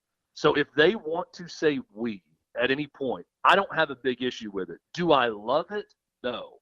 But they have the right to do that as the team broadcaster. And yes, they are a part of the team. No, he's not scoring goals. He's not blocking shots. But he's on the team, so he's allowed to say that. Now, if Tony Romo and Jim Nantz or Chris Collinsworth and Mike Tirico or Kevin Burkhardt and Greg Olson said we about someone, of course, that's a huge no-no and a cardinal sin in broadcasting and journalism with a capital J. But when team broadcasters want to be like that, Burt Bertelkamp, the color guy for Tennessee, drives everybody else crazy that listens, but Tennessee fans love him. And that's who you're broadcasting to when you're on the team broadcast. So I've got no issue with it at all. I think Max does a great job. I think Joe is wrong on this one. To not distinguish between team broadcaster and impartial network broadcaster, it's a very big difference between the two. Sure, like if John Smoltz said "we" calling a Braves game, even I would be like, come on. But if, again, you're on the Braves broadcast and John Smoltz said "we," like we all know where John Smoltz played, and it's different. Okay. Look, I'm fine with him not liking it, right? Like I will say that. Like, yeah, you can say be like your preference to not like it. I think it's different to go from that to professionally you shouldn't do it or you can't do it. I think we're talking about a bunch of different things. I don't care if John Smoltz says "we" on a Braves broadcast. You brought up Hawk Harrelson. I love Hawk Harrelson. By the way, chef's kiss with signing off with it. You can put it on the board, yes, at the end of your argument with Joe. That was well done by you. But I love that stuff. Like, if you're watching the team broadcast, I'm totally fine with that. Now, if I'm watching a national TV broadcast or something that's supposed to be right down the middle, I call state championship basketball games. If my alma mater, Mount Juliet, was in a state championship basketball game and I'm on the state network on different networks across the state, and I drop a "we" in that broadcast, people should rightfully be angry about that because that's not my role as a broadcaster in an impartial sense. But if I'm invited on the Mount Juliet High School live stream of the game and I say "we" when talking about the game, I wouldn't do it because I don't do that. But if I did, it would be totally acceptable and totally fine. Okay, number two. Who was your favorite local announcer as a child and why? Favorite local announcer as a child, John Ward is the one that first comes to mind. And, he was a guy, obviously, that was a homer for Tennessee. I don't think he ever said "we" on there, but that's the guy I would immediately go to as my favorite local sportscaster. I liked all the local sports TV guys, too. I'm a Hope Hines generation guy. My grandmother always had it on Channel 5. That was her. My parents watched NBC and Channel 4 News. My grandmother watched Channel 5.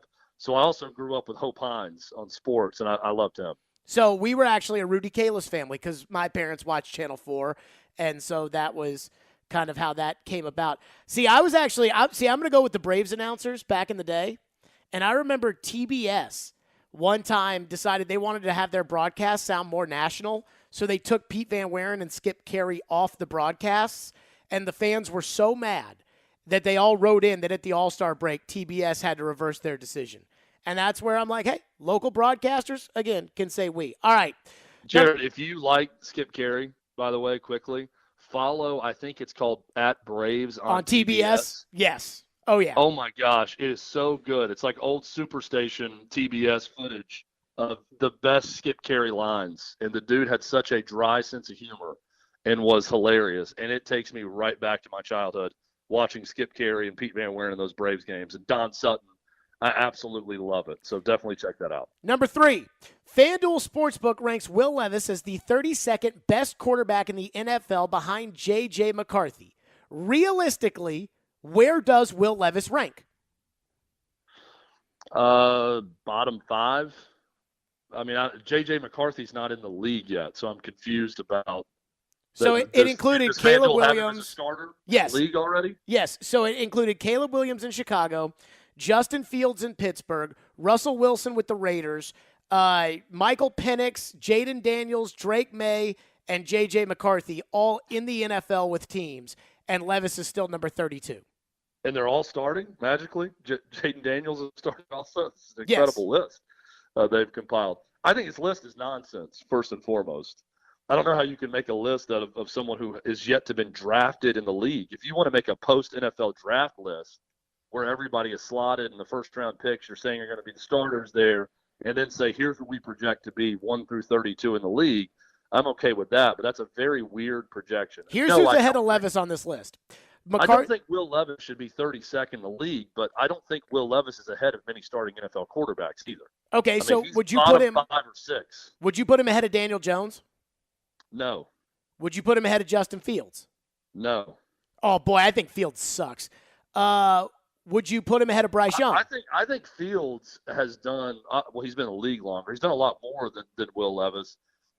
Fields is difficult for me, and I go back and forth on this because I think Eberflus sucks.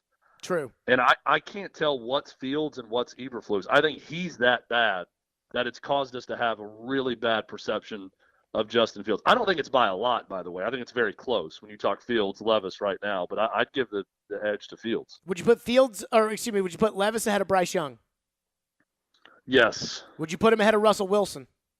No. Deshaun Watson? Ooh. No. Really?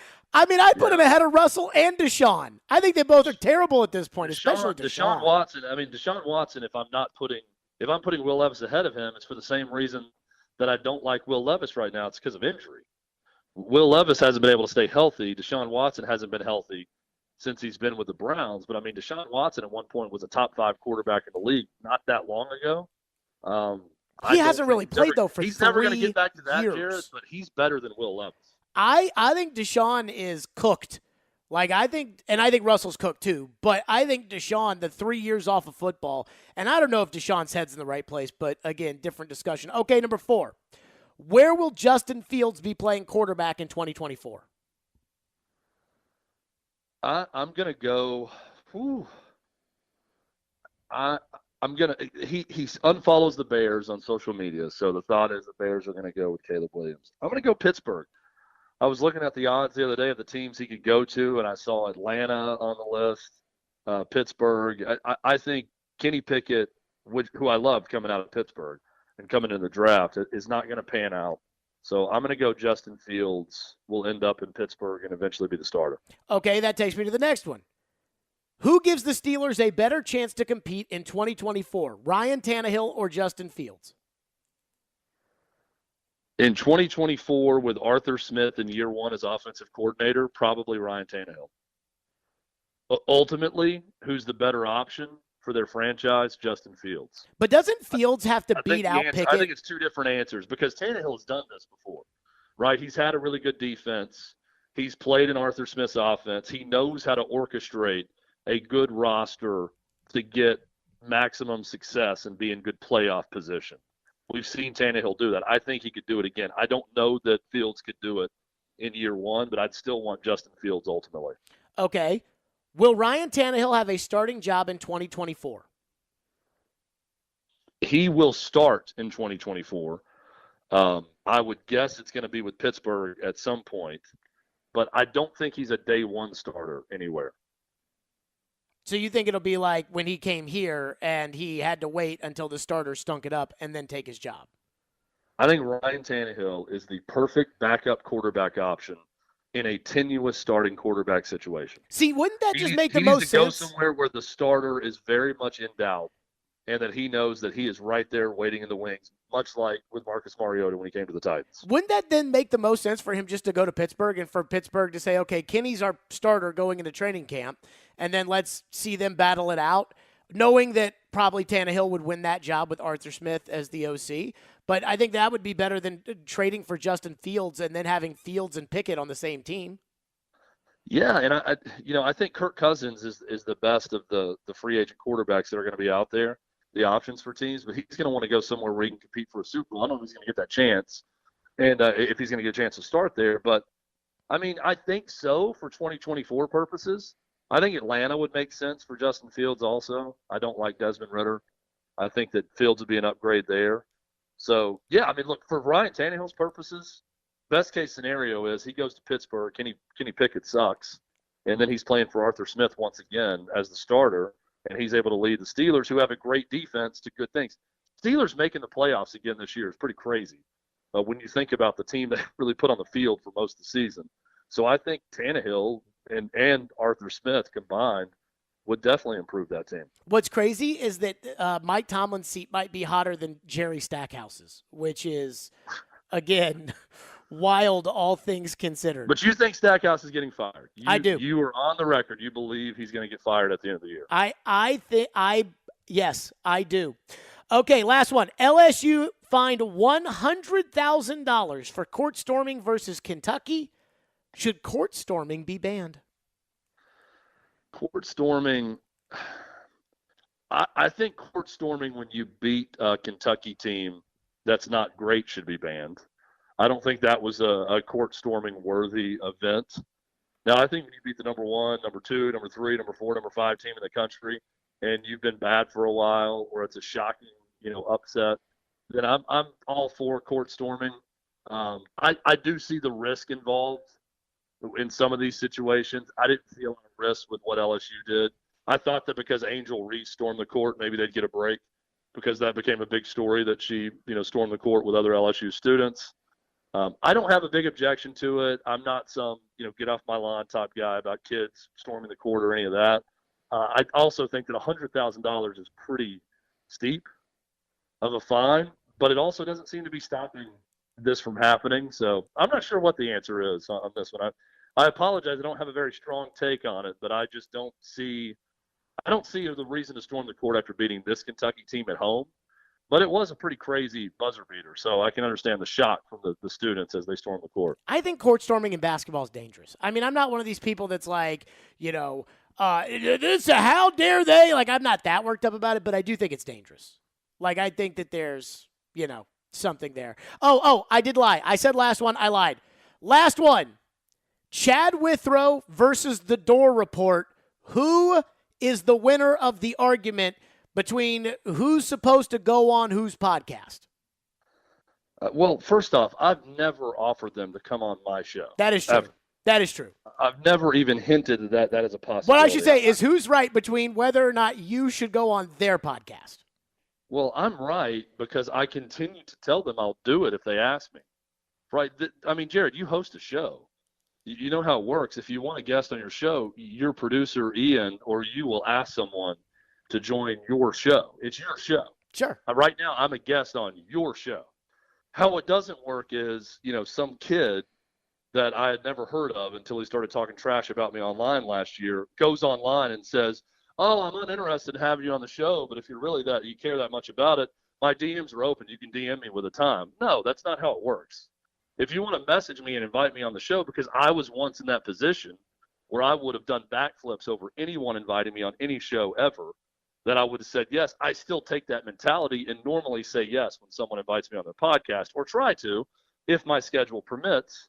So I'm giving them the opportunity to invite me on the show. So, there's not even really an argument here. Well, so here's they're wrong, I'm right. They came to you and told you to go on their show. Like, they were talking trash and said, like... No, they never told me to do that. So what's the genesis of this? I messaged him and I said, "Hey, if you'd like to talk to me face-to-face on your podcast, I'm happy to do it." I said, "I'll go to your apartment or your parents' basement or wherever you do your show, or you can come to 6th and Peabody, and we can do it here. There's plenty of space where we do our Outkick show. And I'm happy to meet with you face to face, and we can hash this out and have a discussion as grown-ups. And then it's just a lot of, this is how I translate every response to them. That's essentially what I hear from them of just, there's no respect. It's just, here's why I don't like you.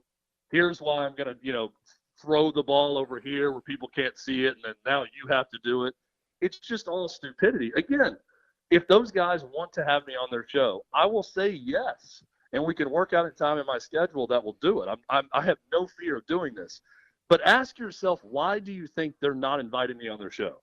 Could it be because they have nothing good to say about Vanderbilt, and they know that, and they have nothing to argue right now? I think that's probably the root cause of all this. There you go. That will end you on a mic drop. Chad Withrow from Outkick, as always, on a Fireball Hot Take Friday. Chad, enjoy the weekend. Have a great weekend, Jared. Good talking to you. Yep.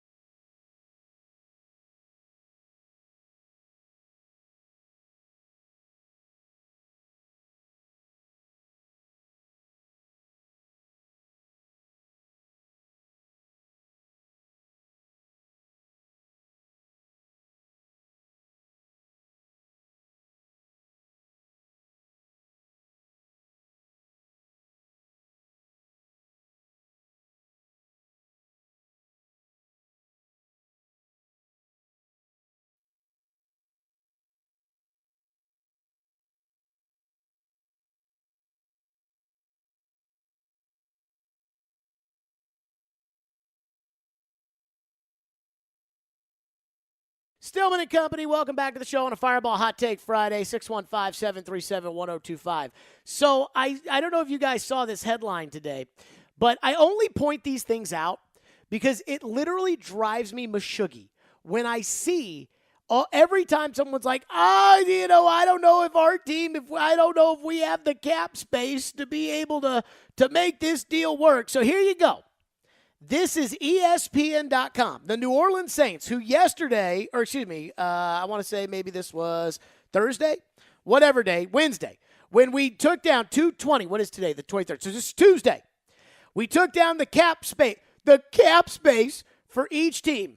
New Orleans had minus $85 million in cap space. And then Jason Fitz came on the show and was like, oh, no, you'll watch. New Orleans, they won't be able to do anything with their cap.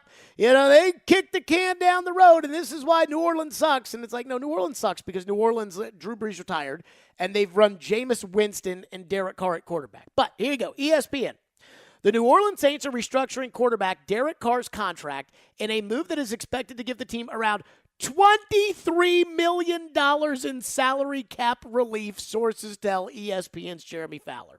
Carr was due $30 million in base salary for the 2024 season, so converting a large portion of that into a signing bonus can help the Saints, who will likely need to free up roughly $80 million via restructures. This is one of several contract moves the Saints are set to make, along with reworking the deals of center Eric McCoy, guard Cesar Ruiz, and defensive end Cam Jordan, sources said. Carr played his first season in New Orleans, blah, blah, blah, and he stunk. He remains under contract, and that wasn't in the story, but you know. He remains under contract through the 2026 season on a 4-year deal he signed with the Saints that could be worth as much as $150 million. If you think the Saints are the sign of a team that is handcuffed because of the salary cap, you are stupid. Like, it's as simple as that. And I love Fitz. I do. But he came on the show on Wednesday, and we were yelling at each other, and he was telling me that the Saints, they can't do anything in free agency. And each of the last 2 years, the Saints have gone out of their way to chase after the top quarterback on the free agent market, regardless of whether or not Derek Carr stinks. And I think Derek Carr is like average to below average. I certainly wouldn't give him $150 million. I certainly think you could probably draft somebody better. But anywho, regardless of what you think of Derek Carr, the reality is Derek Carr was the top quarterback on last year's free agent market. There were teams that were lined up for Derek Carr, including the Jets, who kind of used him as a side piece, like if we can't get Rodgers, then we'll go with Carr, and we think we can turn him into a Hall of Famer and blah, blah, blah.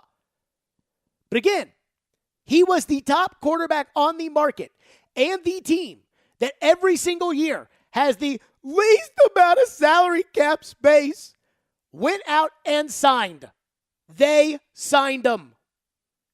So please, when you guys do this and you get worked up about cap space and you get worked up about, we don't want to be one of these teams, or, John Robinson's dead cap, it's so bad, Jared. We have the most dead cap money in the league.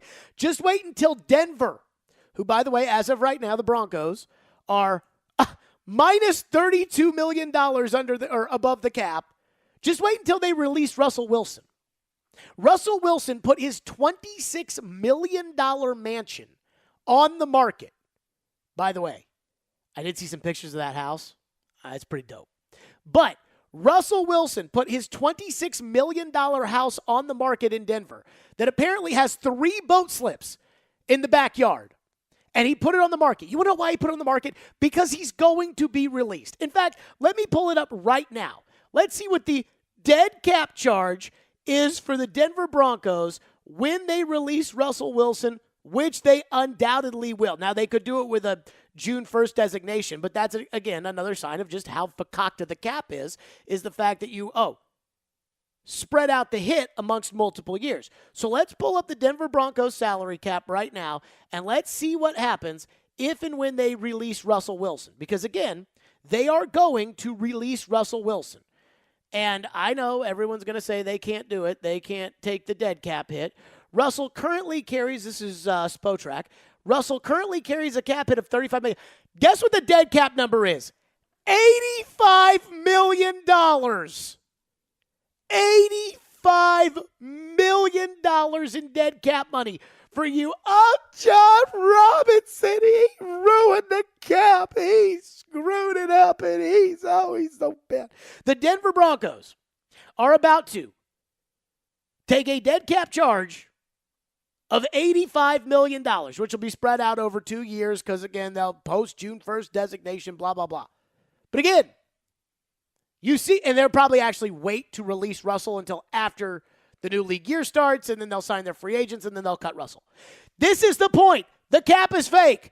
If the cap was real, then the Denver Broncos, who are already screwed because they made that trade for Russell in which they traded away all of those draft choices, but the Denver Broncos would be so hamstrung that they literally would not be able to field a team without Russell Wilson at quarterback if the salary cap was real. Instead, they're going to release Russell Wilson.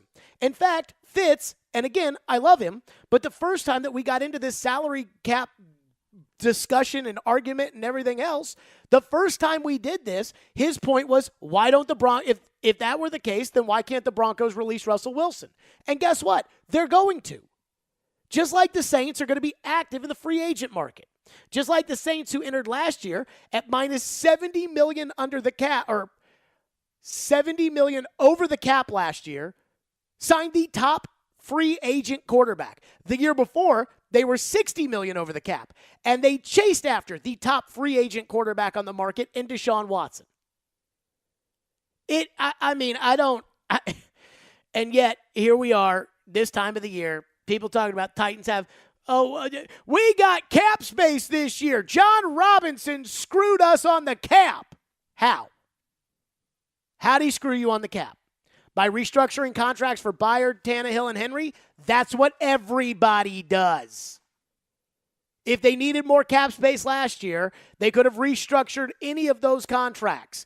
They could have added void years, spread it out over 5 years. They could have done whatever they want. If they want more cap space this year, they can restructure Jeffrey Simmons' contract. It's not hard. Again, there's always contracts, unless you have an entire team of 1 year fully guaranteed contracts with no void years and everything else, which again you would have done to yourself, which would make you stupid. Unless you have that, you can always kick the can down the road. And the thing that everybody that believes in this salary cap myth tells you is that, you can kick the can down the road, but you can only kick the can so far down the road at one time. Because eventually you have to pay it. Except that that's not true. Right? Like, that's not true. When does Denver have to pay it? Is Denver not going to be out in free agency this year? When does New Orleans have to pay it? That's the point. So I know everybody believes in the salary cap and everybody thinks I'm some QAnon salary cap person out there because I'm the only person who every year sees minus 80 under the cap and everybody's saying, oh my God, what are they going to do? And then I see them go chase after the top quarterback on the market or sign the top quarterback on the market or whatever. And then you all tell me, well, of course the salary cap's manageable, but one day they're going to have to pay for it. When are the Saints going to have to pay for it? Oh, well, the Saints suck, Jared. Right. That's because they don't have good players, not because they can't sign free agents. The Atlanta Falcons and the Chicago Bears had oodles of cap space last year. They still suck too. Why? Because they don't have a quarterback. Ay. So congratulations. There you go. Saints rework Derek Carr's contract. And the one thing I have noticed, whether it's texts or calls or tweets or whatever, the one thing I have noticed is I think a lot of you are starting to catch on. Like, Joe's going to die on this hill, and he'll always believe the cap's real, no matter how many times the New Orleans Saints enter an offseason with minus $10 billion over the cap, and they somehow, some way go out and sign Saquon Barkley to this huge contract, or whatever it'll end up being this year. He will always believe that. But I think there's a lot of you that are starting to be like, okay, yeah, this is total phony baloney. And that's why, again, the question at the Combine next week shouldn't be about how much cap space the Titans are going to spend. The question should be, how much money is Amy going to let them spend? Because right now, they have a payroll at, let's see, and I'm getting rid of Andre Dillard and Luke Gifford because who needs them? They're going to have a payroll of $119.5 million, and then they're going to get rid of those two guys, and they're going to have what that would save them $6.5 and $2, so you're talking about $8 million. So it would save the Titans. They'd have $111 million in payroll for next year. They spent $221.7 in 2022. So you're talking about $110 million under what they spent 2 years ago. Is Amy going to let them spend $110 million? Because for about $110 million, you can probably field half of a football team. So is she going to let them do that or not? That's the question. 615-737-1025 is our phone number, 615-737-1025 here on Stillman and Company. I was right about the Predators. I was right. And now I'm really worried about being right again. We'll do that next. Stillman and Company, 102.5-106.3 The Game on a Fireball Hot Take Friday. 102.5-106.3 The Game.